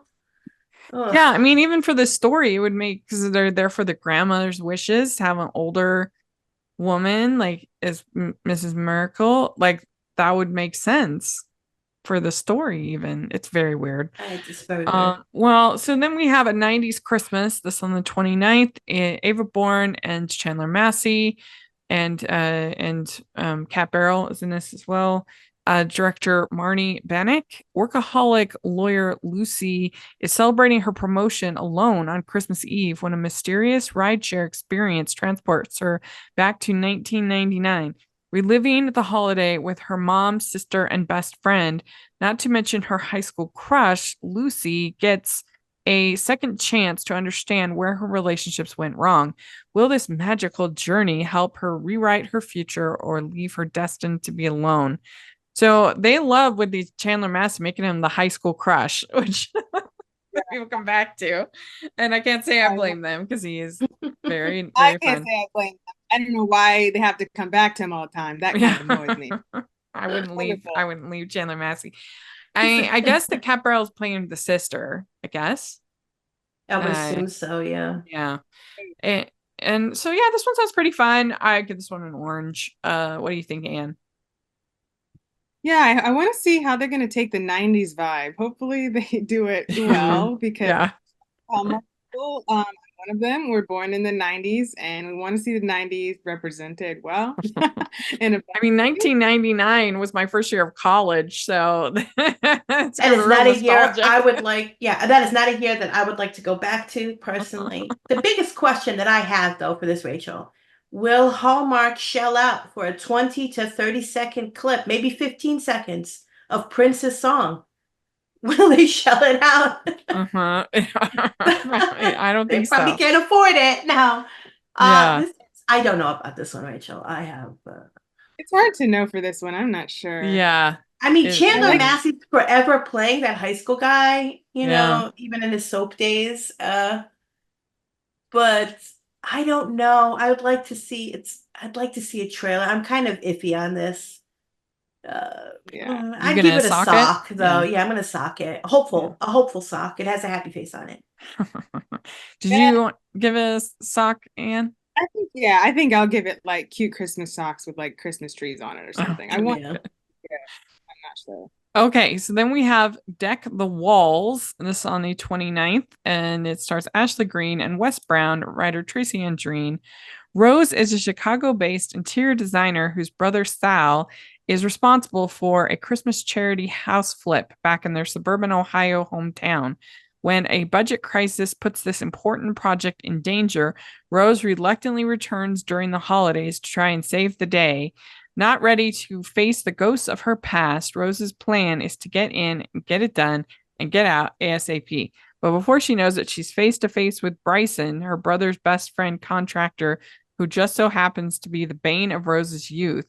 With the help of friends and family and buoyed by the season of giving, the trio figures out a way to work together for this worthy cause. As Rose works, she discovers unexpected love and deeper purpose along the way. So I think I would be pretty low on this if it wasn't for Tracy Andreen Yeah, writing. I agree. It doesn't really sound interesting. No. It I would sounds give this very business oriented. a Yeah. lot of business, and I'd give this one a sock. And I Thing. can't see Green and West. I can't see that. So that's Yeah. kind of like But you know, Wes Brown is dreamy, so that sock is going to have Wes Brown's face on it. But yeah, this sounds like I could be wrong, but this sounds like another house flipping movie too. This sounds kind of so businessy, you know, and Yeah. I don't know if they're really gonna. Of course, why is it everybody's great love happened to be their high school rival or their high school ex? Yeah. I know. Like Brothers. people like who knew that Yeah. high school was going to be so important to find a soulmate? But brother's best friend is a big trope in romance novels. Absolutely. That's very popular. I do enjoy that angle to in a romance story. So I hope they have high hopes, but I just hope it's more like romance because it sounds too businessy, the Yeah. description anyhow. Need a trailer for this one. Yeah, I think we're all in socks for this one. So then we have Believe in Christmas. This is on the 30th. There's Megan Ori and John Reardon, couple in real life. Director Christy Will Wolf. When Beatrice reluctantly joins her best friend on a trip to the enchanting Christmas land, she's skeptical of the holiday magic surrounding them. But as she experiences festive traditions and meets a charming stranger named Ethan, she begins to question what's real and what's part of the experience. In the end, Christmas Land helps Beatrice rediscover hope, love, and the magic of new beginnings. I do feel like Hallmark has made this movie 5 million times. Absolutely. I feel like this movie Absolutely. is, I feel like they made it with Nikki DeLoach. I feel like they made it with Brendan Elliott. I feel like they made it. Every Hall star has done a version of this movie. Yeah. A lot of the time. So, and Christy Wolf is very uneven. I love her as a human. Super nice, but very uneven, even with Megan Ori in the lead. But seems like it could be an acquisition. Yeah, I agree. It could be, absolutely. Yeah. I'm gonna give this one a sock. So I just like, how much magic is there? Will there be magic shenanigans? That would be nice. You know, if this Christmas land is like some kind of magic land. Yeah. That'd be better. I've never seen these two together in a Me project. either. I know that they're a couple in real life, but like sometimes I always worry about real life couples because when you see them on screen, they don't have any chemistry, and you're like, how is this working? Yeah. But you know, I just hope that you can see that sizzle that they must have in real life. I still think Megan Ori's movie last year, she should have been an elf. Like it's the only thing that makes any sense with her character. I didn't mind that movie, but yeah, it would have been better if she was like, that would have been the explanation of like, oh, I'm an elf. That's why I'm behaving this way. And exactly. But you know, she was a shopaholic. I guess, yeah. Anyway. But yeah, my only interest in this movie is if they will have chemistry, just because married couples, it's really hard, which as a married person, like there's nothing new. There's no, you know, this person so much that it's just, you know, every single thing about them. There's no spark. There's nothing interesting. You know, as with, you know, someone you don't know, it's just, you can kind of have something. So it's just, that's like the interesting part. We've talked about that before, that I think that comfort level just reads as kind of apathetic. It's kind of reads flat. I think it really it reads flat because you're so comfortable, like it's just the worse the chemistry in the Hallmark movie in a real life couple is, probably the better the actual real relationship is. Yes. Totally. Yeah. Probably a sign of their stability. I hate to say this, but like every time I watch something with Alexa Penavega and Carlos Penavega, I was like, they do not sizzle. The most I saw them sizzle was the one where she had the Quinceañera movie. That was the best one. But most of they're like, I was like, but they have you see them, they have such a healthy, strong relationship in real life. And I'm like, yeah, don't come across that way on screen. Yeah, I liked that, and I liked the Love in the Limelight. I did like that one too. That one was good too. I don't know if I've seen that one. I don't think I've seen that one. Or he's like the boy band member. No, that one I missed. Whatever. Yeah, that one was pretty good. But yeah, I do agree in general, definitely. Yeah. Okay, let's see here. Then we have Holiday Touchdown, a Chiefs love story. It's on the 30th, and it's Hunter King, Tyler Hines, director John Pooch, and writer Julie Sherman Wolfe. Elena is sure that her family's lifelong history as Kansas City Chiefs superfans makes them a frontrunner to win the team's Fan of the Year contest.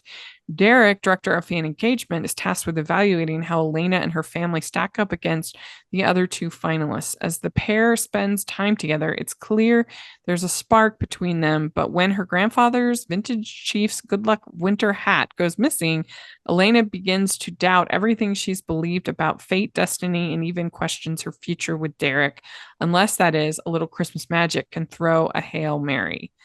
So I'm really glad that they threw in that little Christmas magic at the end, because there's nothing Christmassy about this description at all. Absolutely not. Nothing.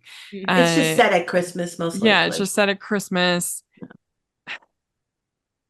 I don't love this plot. I mean, but I have confidence in Julie. I know this is they're really putting a lot. I mean, so if this is actually bad, I'll be surprised. Like I'm being more Yeah. generous, I think, than I would if I was just looking at that summary. I would probably give it a sock, but because I have faith in everybody involved and I just don't think they're gonna let this one be a stinker. Mm. And Julie's so good, so I am gonna give it an orange, but I don't love that plot. It's not my favorite. What do you think, Anne? Yeah, I do think the plot could be more interesting. Magic I do think hat? they want it to be good. They want it to be a home run, so they have put in all of the effort, money, and time. So I think that, plus Julie, plus my shallow side is really glad we finally got peak Tyler hair and facial hair and everything Yep. is good. Instead of the weird stuff going on, Yeah. which is just a comment. But I'm gonna give it a diamond ring. I really want it to be good. Yeah, I think they're gonna make some magic. So What do you think, Terry? What do you give it? I'm going to give it a sock. I'm going to be that person. I know that they're I spending all don't the blame money, and you. I know that they're spending all the money, and this is what they want. This is what they're hoping that this, and it probably will be the most watched this year. I think they're hoping to get Taylor Swift fans by association to watch Sure, this. I yeah. guarantee you. Um, the plot doesn't sound anything Christmassy. It's just going to be set at Yeah. Christmas. There'll be decorations behind them. I am not a sports fan. That's a big thing too. Like, and I can't even mention this movie to my brother because he says the Chiefs are ruined now because they're so over, so Oh, everybody talks exposed. about them because one of the guys is dating a pop star, and he's like, don't mention this in front of me. Yeah. But like, I I am just not a feel like sports there's person. It's more just they could have done. Like, why nothing not have it excites me be? about this. I mean, it could be good, but like, why not have there be the big Christmas Eve football game? Because they have football This in the winter, right? Yeah, this could Yeah. have been, yes, this could have been done anytime during football season. But And they want to attract the holiday eyeballs because that's when Hallmark really gets the super ratings during the holidays. and It's their like if bread and she had butter. to work on the big Christmas Eve football game, and so then she's like really depressed about that. You could make Yeah, it like a like charity game with like celebrities or whatever, yeah, famous football players. I mean, or like playing like a game or something. yeah, you could like what they should have done. I'm rewriting it for them, but if they had the guy being the one that has to work, and it's the half game singer is like a Taylor Swifty-ish, Oh, kind of right. person. Yeah. He comes in, they meet, he's bummed because he's having to work on Christmas. And then they meet and hit it off, and it's like this, it becomes like this fun story. Yeah, but I feel also that the Chiefs probably said there's probably some kind of mandate in the movie to some sort because they're working together. So they have to like be portrayed some way. I mean, Mm-hmm. maybe I'm Oh, wrong I see what about you're that, but saying. sometimes like corporations be like, oh, don't go Yeah. too far left or right.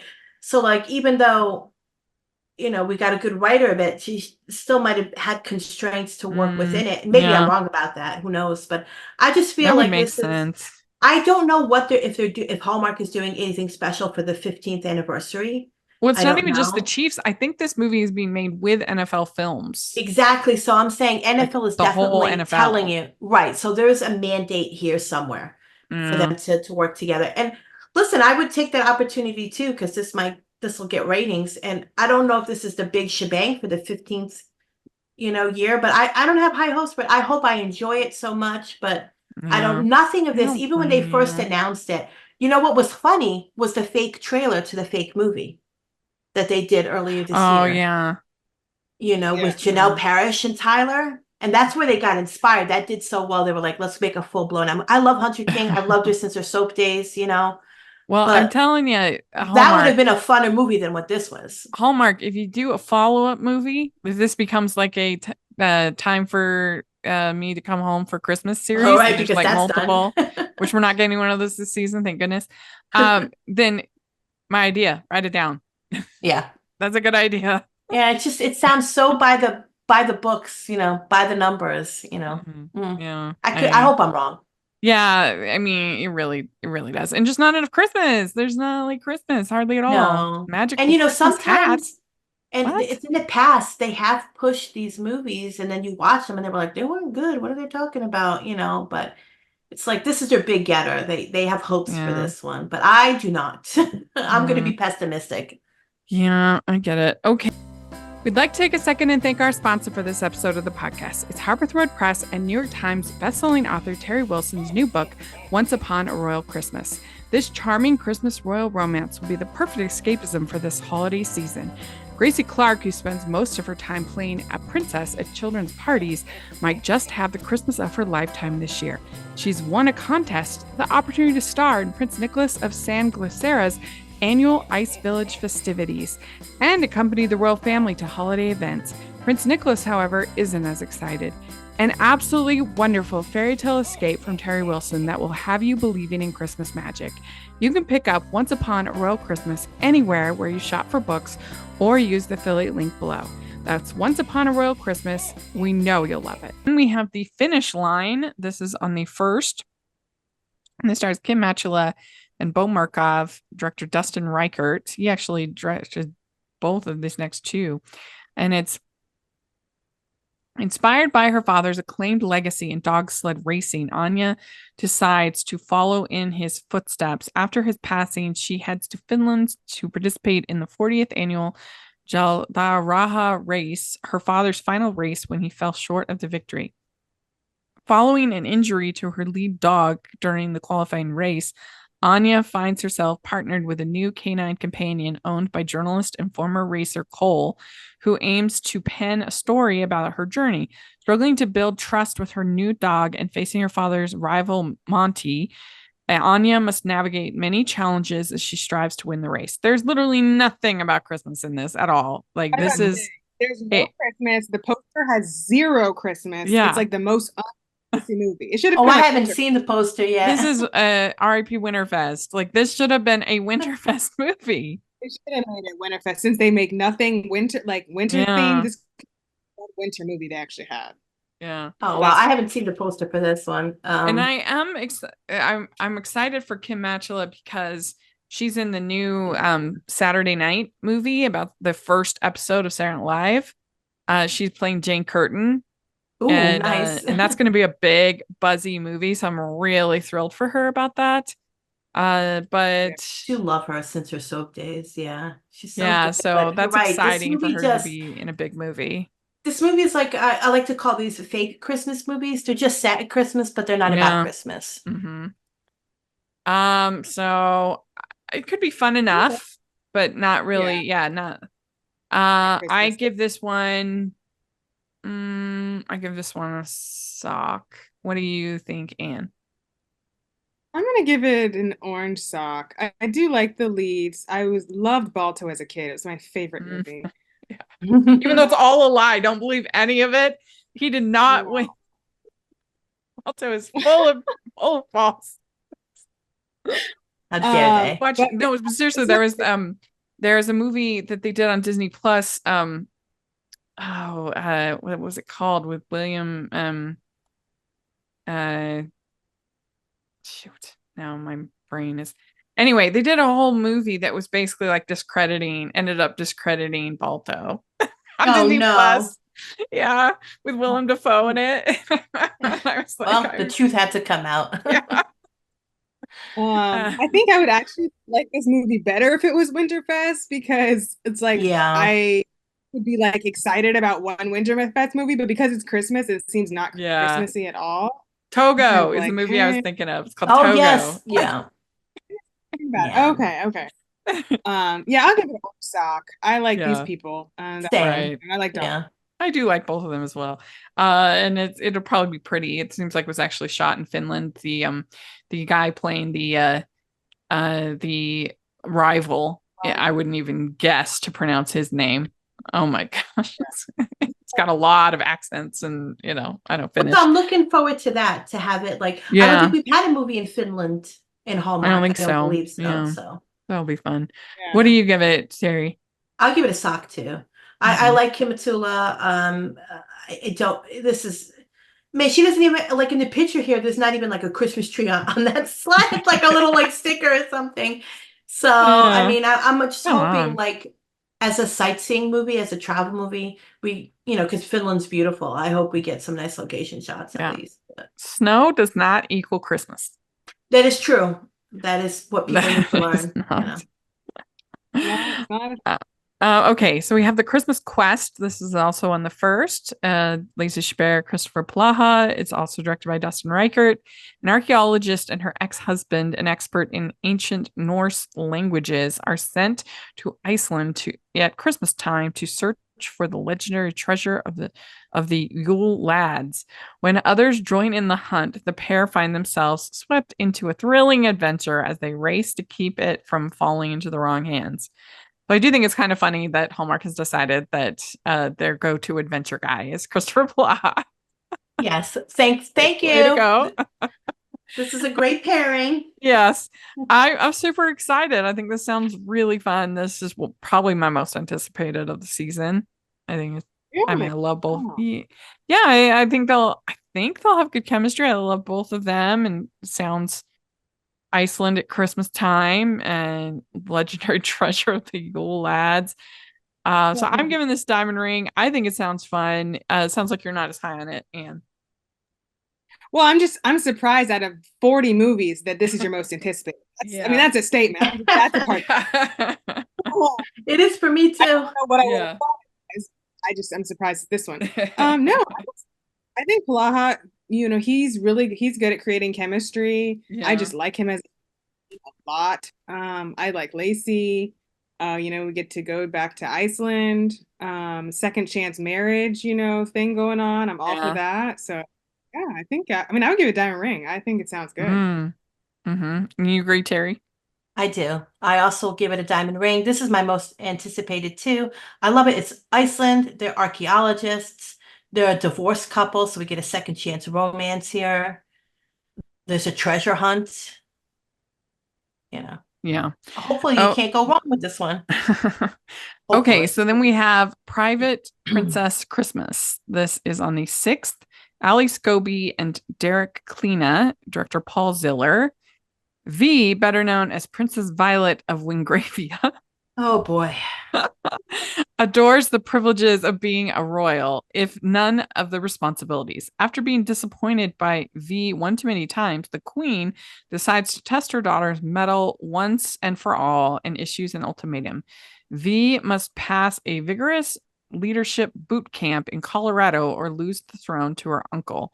At boot camp, V and her fellow cadets are put through a rigorous grind under the uncompromising supervision of Captain Ryan Douglas. So this also sounds like nothing with Christmas. What is going on? No. But it does sound kind of this one sounds like this is the kind of movie that people make fun of Hallmark for, but like us really end up liking. It's bonkers, but I do love a royal movie. It sounds kind of fun. At least she wants to be royal in this one. Yeah. At least, unless she makes she discovers herself and wants to live in Colorado doing a boot camp. Yeah, it's kind of like then I will throw my TV out the window. Yeah. And she's gonna get humbled along I'll tell the way. you, this was filmed in the summer. They're all gonna be sweating, and there'll be like a fake Christmas tree in the background outside or somewhere. Yeah, there's really no Christmas at all in this. What's going on? I wonder if this is an acquisition. It does sound like an acquisition. I'm going to give this one a stock, but I feel like it could be a hoot, hopefully. Yeah, I hope it'll be funny. If they take it funny, it'll be good. Yeah. I didn't watch Allie's Miss, so I don't really know her. So. Yeah, I know the name, but what else has she been in? The period piece mystery one. She was in that Gilded Miss Newport. Yeah. Terry, what do you give it? I'm gonna give it a sock because I love royal movies, though this does not have the escapism I wanted it, but at least she wants to be royal and she doesn't want to be a photographer, a baker, or work at a mall. So a sock. Yeah, I give it a sock. Yeah. All right. Then we have Sugar Plumbed. This is on the 7th. Maggie Lawson and Janelle Parrish Emily has always dreamed of creating the perfect Christmas, meticulously planning every detail year after year, only to feel like she's falling short. Hoping to bring her family closer together, she makes a wish for a holiday as picture perfect as the one she sees in made for TV holiday movies. To her shock, Sugar Plum, the film's relentlessly optimistic main character, magically steps off the screen to make Emily's wish come true, whether she's ready for it or not. As Sugar Plum applies her movie world rules to real life, Emily gets caught up in the possibility of finally achieving the flawless family Christmas. But when Sugar Plum's magical fixes start to backfire only by one, Emily begins to question what an ideal holiday really is.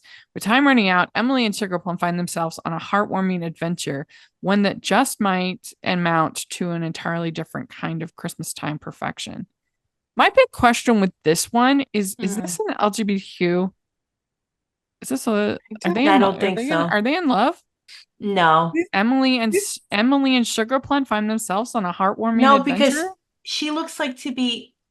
I'm sorry. I wonder if it's like, you know how they have all these videos of perfect moms or these perfect things where you watch all these videos where they do everything so perfectly and you're like, I can't live up to that. I want to be as perfect as that.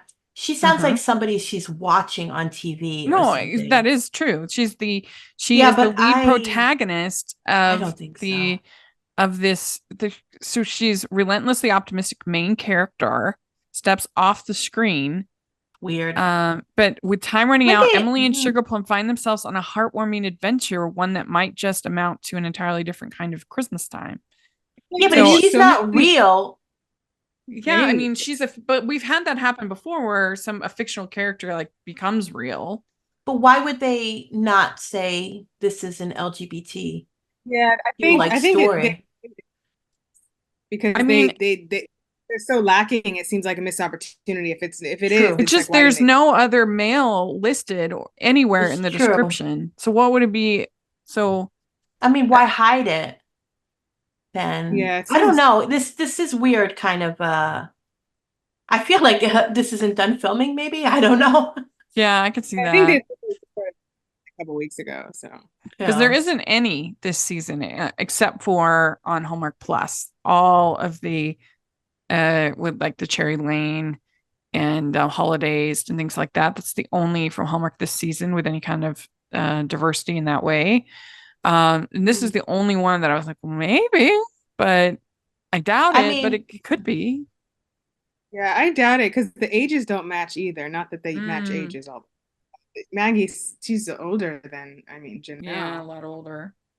It's just because she's not like a real character, like a real person. So I was like, would you invest so much time? I mean, I guess we have those falling in love with angels movies too, but Well, I don't know. I like hopes that would make this far more interesting yeah. if they did have like a pairing. Because having like listening to you read it and reading along here, this doesn't sound at all exciting. Just it sounds like another person who is like life isn't perfect and she's got to learn that life isn't perfect. You know, Mhm. like how many But at like least you don't know that at that age that she is. I don't know. And Maggie Lawson's Hallmark movies have been pretty bad, in my opinion. Mhm. And it's so weird because she just seems like somebody who would be such a great fit. But so far, Yeah. they've been met to really bad. That one she did with Brennan Elliott. Oh my gosh. Oh, that's yeah. But Mhm. but I do I like don't how know. Christmas focused it is after like 3 in a row that hardly had any. Right. So I am gonna give this one a sock, but I don't know. I would It's a give it weird one. know what it's really about. Yeah, I it's don't hard know. to I'm know. giving it a coal. Oh. It just doesn't sound at all Maybe I will give it a call. intriguing, and I hope it's better than it is. And I think like having a relationship that would make it far more interesting than what it sounds like. It just seems like why wouldn't they list the guys? You know, or maybe it's not a romance movie at all. Maybe it's just like she learns she can't be perfect and that nothing is perfect. And I think she's Yeah. a little too old to learn that lesson. Right.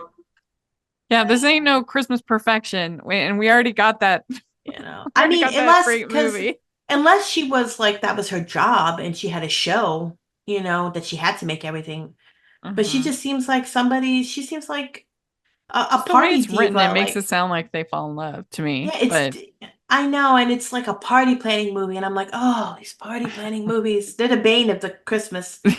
Um, but I don't know. I don't yeah. know. What do you give it, Anne? Yeah, I would give it a sock. Maybe even coal dusted sock. I'm just like, Yeah. Yeah. Mm. Okay, so then we have on the 8th, Leah's Perfect Gift. The stars Emily Arlock and Evan Roderick, director Peter Benson. Leah is a bona fide lover of Christmas, the trees, the ornaments, the eggnog, but she has always admired the holiday from afar because she's Jewish. Though her family celebrates Hanukkah, Leah has longed to experience a traditional Christmas with when her boyfriend Graham invites her to spend the holidays with his classic Connecticut family. She eagerly accepts, excited to dive into the quintessential Christmas she always dreamed of. Leah quickly discovers that fitting in with Graham's uptight family and his not so welcoming mom, this Barbara Niven's also in this, is easier said than done. As holiday traditions clash and awkward moments pile up, it is not quite the cozy Christmas that she expected. Mm. As I said, like the family shenanigans brand isn't my favorite. listen, And I, I wish I knew that who the writer was on this. If it was I Julie just, Sherman Wolf, I'd have a lot more confidence. I I know it's don't not. know. This But whole, I'm Jewish and I'm dreaming of like having a Christmas. yeah. Like, it sounds I don't know. Like, I have, you know what? I have a lot of Jewish friends and they love Christmas trees and they'll put up a small one in their house just because they love the aesthetic of it. But they're not dreaming of spending, like, of doing holiday, Christmas traditions or whatever. I don't know. I'm kind of iffy like that. I was like, ooh, Yeah. I hope it doesn't offend people either. Like, I because it know. I might feel not. like it does have potential to that's kind what I of was thinking. I'm like, isn't that Yeah. offensive? Yeah, I don't know Yeah. if it's like it's if intending to be, and it might not come across that way. But when you read that, I was like, "Ooh, somebody's gonna get offended." And like, why wouldn't you? Like, this could have well, been a Hanukkah movie, I mean, I you can know? understand because, like, from my understanding, with speaking with my Jewish friends like Stacey Agdern, is that Hanukkah is like a way less bigger deal, right? Yeah, Like it's not even their biggest holiday. It's only because it's right around the same time as Christmas that it kind of gets this elevated position. And Stacey has said many times that it's a holiday of identity where you really come out and say, Mhm. I'm Jewish, and you really things. And which is awesome. And I love that. But so that's the only thing I could see like a young person being like, oh, look at that. They're having kind of it's like a bigger deal, Christmas and all the Right. spectacle and everything. I can Oh. see kind of seeing that, but it does seem like, especially with this family and all that dynamic. I don't know And because I do have friends of other religions that don't celebrate Christmas, and they love, like, again, the aesthetic of it. They like the decorating, the food, like the tree, and sometimes they'll decorate, put a little tree, but it's just an aesthetic type. It's like it has nothing to do with traditions or the religious aspect, because mhm. Christmas is so commercialized. We have countries that aren't even. We have And this countries Emily like, Arlock, she is young. So yeah, like I that mean. is better than like a 40-year Because old. yeah, there are countries that like Christianity is not their main religion, and they still put up Christmas decorations because it's so commercialized. It's like fun, but like I don't know if anybody's like I want, like, if this is just I want to like bake Christmas cookies and drink eggnog. I can see it. Maybe she wants to, but I don't know. It has to see how it treats the subject because I'm a little Yeah. nervous about it. Just by the way the synopsis is, it might not be offensive at all, but I'm like, admire the holiday from afar because she's Jewish. I mean, that's just, why would you put it that way, And it might not at all, but like, I'm a little nervous, to be Yeah. honest. I mean, it's too bad because there's a really fun book called The Matzo Ball, about this woman who secretly she's Jewish, she's the daughter of a rabbi, and she secretly writes Christmas novels Oh, on the yeah. side. And she has this whole like her office is like this secret Christmas kind of Inspiration. yeah, inspiration. And Let's see, and that would have made a then nice movie. then she gets asked to write a Hanukkah novel and go back home, and she ends up planning the matzo ball. And that's a really fun book. I really, really recommend it. Why did So they if it just captures that kind of energy of sort of like this, then it could be good. but I suppose they wanted a different spin of instead of like I mean, I'm going to spend the holidays with my boyfriend. They celebrate Christmas. I don't. This will be new to me. I guess they wanted a spin on that by having her like, I really want to like, I suppose she's fixated with what she sees on television, like Christmas movies. And I guess she's yeah. expecting to have that kind of, if they play it like that. Yeah, it does feel Yeah, like but landmines all over the place for it this does. one. And it might not be. We might be, I might be jumping the gun and thinking that, but I'm like, oh, this seems a little, and it might not be. She just might be, her only experience with Christmas might just be like watching Christmas movies and thinking that's it, you know? Are you gonna call it? I I'm I gonna also call think it. Barbara Mom. I don't like that either. I'm giving it a call. Yeah. Yeah. Yeah. Just I like the mean, nicest Barbara Niven person. has been really funny in that role in the past. She can do funny. That's yeah, make it. But yeah. I What do don't you even know how funny this movie is gonna be. Terry, what do you think? You calling it? I'm gonna call it too because I'm nervous about it, and I might, like I said, be overthinking about it, but I don't know. Yeah. It's potential. It could be just the most innocent. I don't even know if it's gonna be that funny, but I do think that people. I think this might get a little negative press. I don't know. People are very Yeah, I could see it sensitive, getting negative and press. they might even judge it kind of like I'm judging it before I've seen anything of it too, and we Yeah. might have like some think pieces before it even airs. Mm-hmm. So I don't know. I would have loved to seen a trailer for this to like because this could be better and not what I expect. Not Yeah. what I think it's good. Potentially going to be. But yeah, I'd be a little nervous. Well, It's buried in early December. Early December movies are never good on Hallmark. sometimes they end with a really strong final Yeah, weekend, but it seems like they but whimper out in December. yeah, yeah. Okay, so then we have the other Hanukkah movie, Hanukkah on the Rocks, and this is the 13th. I mean, this sounds like a real Hanukkah movie. Stacey Farber, Darren Kagasoff, director Sean Garrity, writer Julie Sherman Wolfe. 1 week before Hanukkah, corporate lawyer Tori, is it Tori or Tony? Tori. 1 week before Hanukkah, corporate lawyer Tori finds herself unexpectedly unemployed and questioning the career she's dedicated years to. As she helps her bubby prepare for the holiday, she embarks on a quest across Chicago to find the last box of coveted Hanukkah candles. Her search leads her to Rocky's, an old town bar, where she encounters Jay, a charming doctor from Florida, his grandfather Sam, and a cast of quirky regulars who make her rethink everything. Tom between keeping her torn between keeping her job loss a secret and embracing a newfound sense of belonging, Tori ends up bartending at Rocky's, transforming it into the vibrant Hanukkah on the Rocks celebration. Through festive food, drinks, and games, she revitalizes the bar, bonds with Jay, and finds the courage to pursue her true calling. As Tori navigates the holiday, she learns that sometimes a detour can lead you exactly where you're meant to be, lighting the way to a future filled with joy, romance, and self-discovery. So I think this sounds fun enough. Like all the shenanigans. This is quite the thing of this A lot. bar. I mean, a lot going on. I mean, I guess Hanukkah on the Rocks. But with Julie's writing, I feel pretty confident that the banter will be good, and so that gives me kind of confidence. I mean, I'd give this an orange. What do you think, Anne? Yeah, I'm a little bit the one guy from Secret American Teenagers, all I've seen him in, and the character is so bad. Hard Oh, for me to really? imagine. But I'm trying to forget that because I like Stacey Farber. I do But everything too. else about it sounds really, I think it could be fun.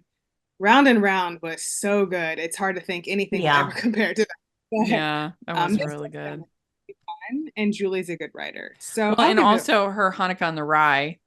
We've had a good run of Hanukkah movies lately. Yeah, that's true. That was They've really gotten good. like Jeremy Jordan.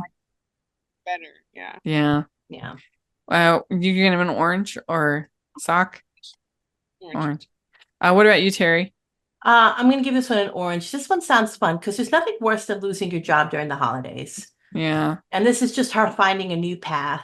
And I don't know why you'd want to keep it a secret. There's nothing to be embarrassed about. I mean, no, there's not, but I suppose she doesn't want to break the news. I mean, it depends what her relationship with her parents are.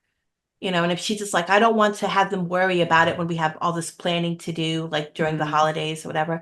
This sounds like a lot of fun. And Mark Summers is in it. And I'm like, how much you want to bet there will be like some kind of homage or like, what do you call Double that? Dare. Yeah, it's a double dare. I guarantee you there's going to be something and like clued in. Like it might not be obvious to the younger viewers, but we'll be like, double dare, Yeah, that'd be fun. because he'll to me I'll always love him because of Double Dare. But yeah, this sounds like fun. Yeah.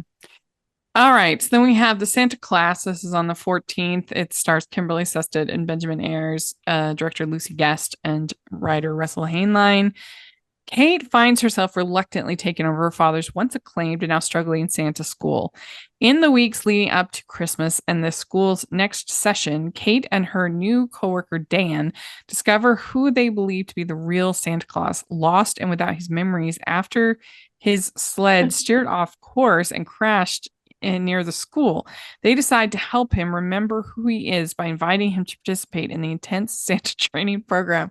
There's a lot at stake this year. Kate's school needs to best the rival St. Nicholas School or be forced to close their doors. Gosh. And Nick needs to remember who he is or the fate of Christmas might be at stake. Oh my God. Oh my gosh. This is a Save the Something story. I mean, I guess that Santa is definitely not needed in the North Pole to prepare for Christmas. He's just needed for that day. I don't know about that. Doesn't he have to manage the elves? I mean, that's what I would think they're doing. Like Santa needs to like keep an eye on that. Like, hey, we got this running. Doesn't he have to check on the sleigh? But they say they remember who he is or the fate of Christmas might be at stake. So if he's not back in the North Pole for Christmas, then that's it. No more Christmas. No one looking for him. And how hard is it to play Santa? You need a school. Don't be mean to kids and listen carefully. School. And have a good ho ho ho. That's all you need. Not only, I mean, I know there are legit Santa like school. I know that's a thing, but still, that it's not only that there's a Santa school, but there's a rival. Yeah, that's kind of a lot of Santa schools. Santa's a once a year job. Yeah, and I would think that actually the lead up to Christmas would be a very low enrollment time for Santa schools. Right. Because you need to have your job by then. You need to have everything done by training needs to be finished by like August. And that's like a second job to some people because they work the weekends. Well, I guess at the mall they're there every day, like during the holiday season, I guess. But like, I don't know. I like it because it sounds bizarre.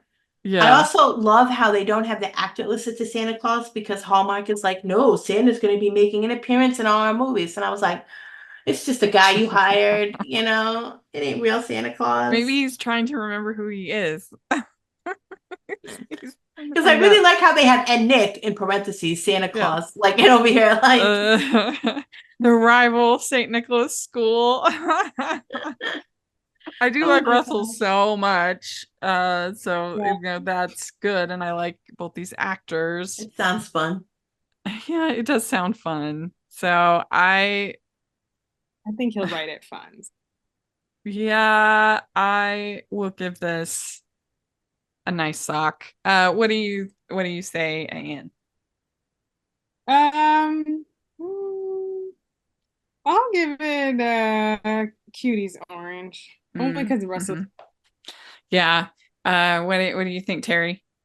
I'm gonna give it an orange. It sounds fun enough, but like, how much is Santa school? Like, is this a big investment that I'm? Like, do I have to take out a loan to pay for this school? Does it count as college credits depending on my age? And I'm going. I mean, these are things. There's a lot at stake this year. Apparently, and the fact that they're going to be forced to close their doors. And what if Santa, like the real Santa with amnesia, is just like a regular dude and they think it's real Santa? But what if he's not up to it? What if he's not up to the school, like to the classes? What if he fails? Is he going to like remember and say, I can no longer be Santa? Yeah. All right. So then we have Following Yonder Star.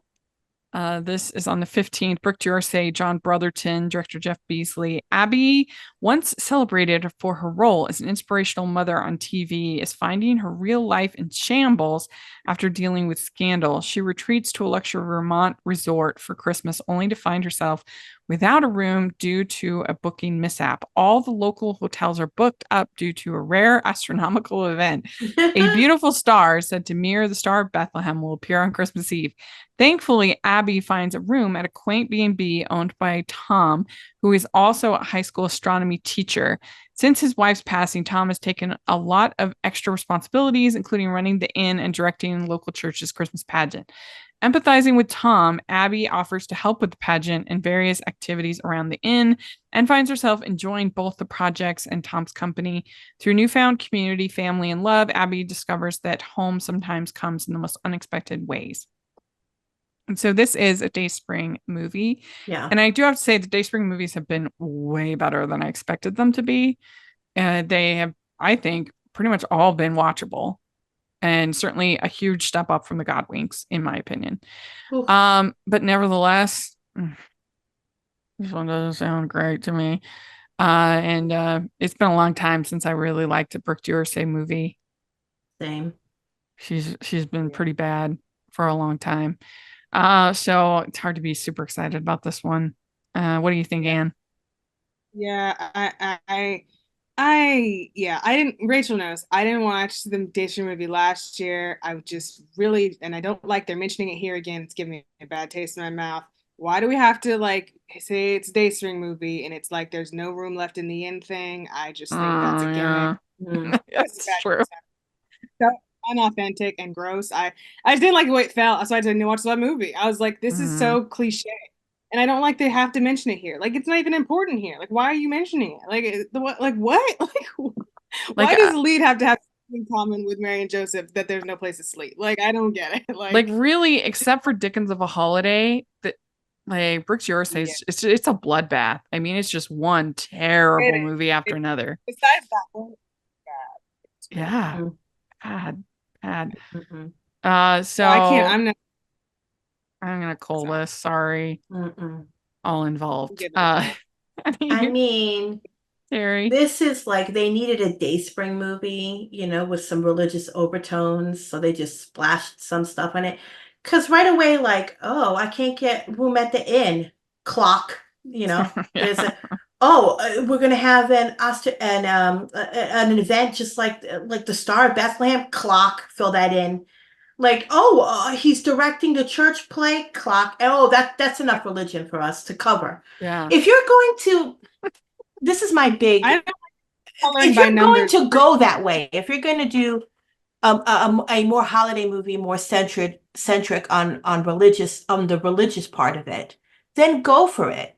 Even if you don't mention any denomination and you just make it all inclusive, like, everybody can watch it. Which I think the ones have done a pretty good job with that. I mean, at least I thought that the Bethlehem movie was pretty good last year. And I thought I did like the Bethlehem movie, and that was about adoption. That was really sweet. But like this does not feel like that. This feels like let's just shoehorn in some religious iconography in here. Check. We'll call it a Dayspring movie. I feel like this could have been, I would call it, this could have been any other type of movie. Yeah, I agree. But, and they're like, seriously, it doesn't commit. It just, I was like, just commit to it. It's okay. If nobody wants to watch it, then they don't watch it. And if you want to watch it, watch it. Yeah. There's nothing wrong with like doing either or, but I just feel like they're just checking notes and like, and this is going to have nothing. You know what the religious aspect of this movie is going to be is like friendship and community. Check. That's it. And that's all they're going to touch about. They're not going to touch about anything else. And, and they don't want to do that because they're afraid of offending people. Right. Yeah. I guess they're offending certain I mean, religious because at people. least the Easter Bloom movie had like themes of grief and forgiveness that like, Right. And you he know, was so there a were some broader themes, but I don't and see he that was here. he was the Yeah. Yosemite Sam pastor too in Yeah. it, and It there was like wasn't church, bad there was church stuff involved. And here choice. they have like, oh, we'll have church stuff too. A Christmas play, check. Yeah. And Yeah. I find that weak sauce. If you're going to commit to it, then commit to it, Yeah. and it would be fine, you know. But But I seriously, Brooke, to your yeah, sake, Crimes of Fashion, no, A no Not So way, Royal no Christmas, A way. Fabled Holiday, I will never Beverly forgive her Hills for crimes Wedding. like that. That second that Godwinks movie she was in was so Oh, it's bad. Nostalgic Yeah. Christmas, the Wreath movie, Christmas in Love.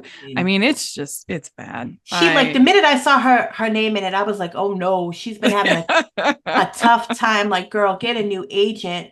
And then I Yeah. just got mad at like hearing the synopsis and just like, oh, this is such like a water sauce. It's a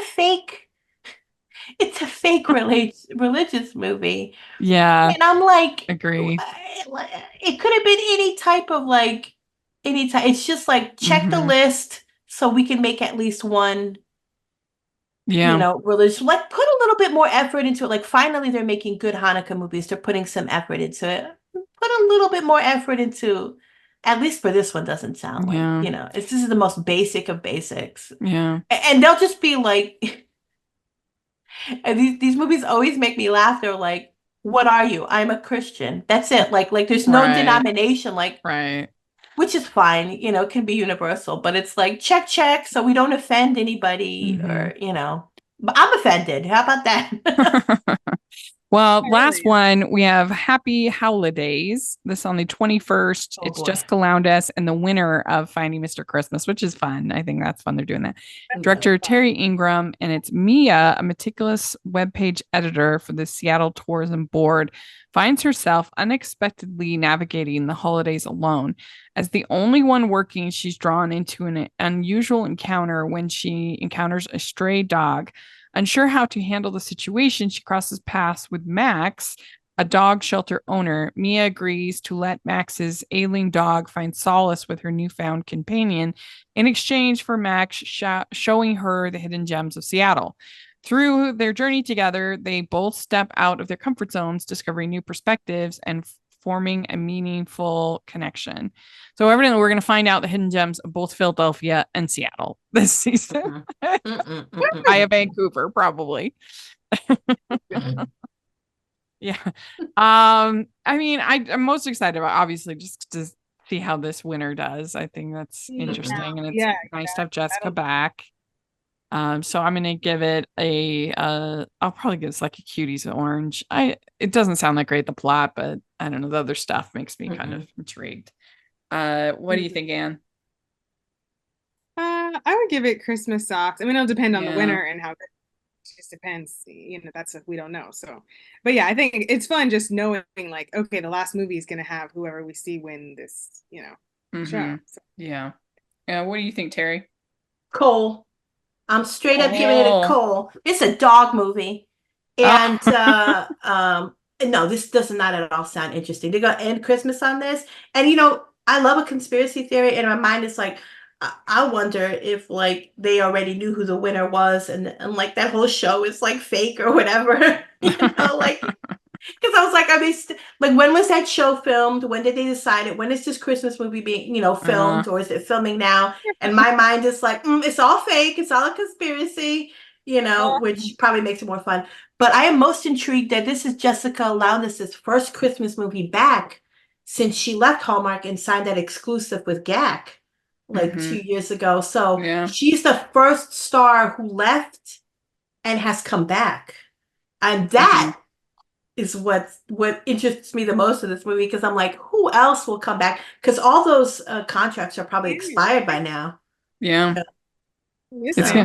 It's gonna be interesting to see. It's gonna be interesting. I'll be like, who who's comes coming? back. Because you've had actors who are just doing movies and they've appeared in everything, like in for the Great American, for Up TV, for whatever, But she did have an exclusive contract, and it makes me wonder, out of all those who signed, who's coming back. So this is her first Hallmark movie.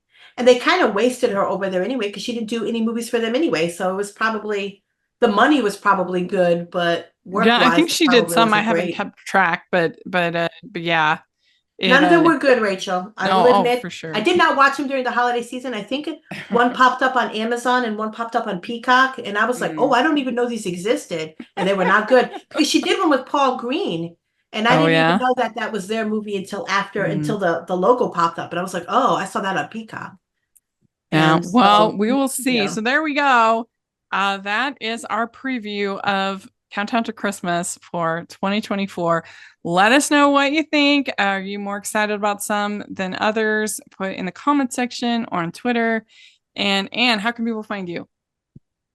You can find me at AW Scott on Instagram and Twitter.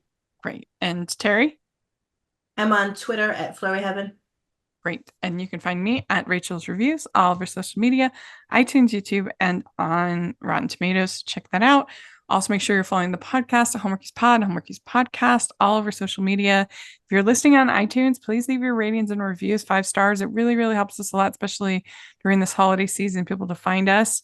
And if you are watching on YouTube, please give the video a thumbs up, subscribe to the channel. I really appreciate that so much. And most of our viewers on YouTube are not subscribers. So if you're in that camp, please subscribe, get those notifications on. We're going to have a ton of fun content coming up this holiday season. And then we have the Patreon group, and we're going to have some really fun watch alongs and patron events and exclusive content.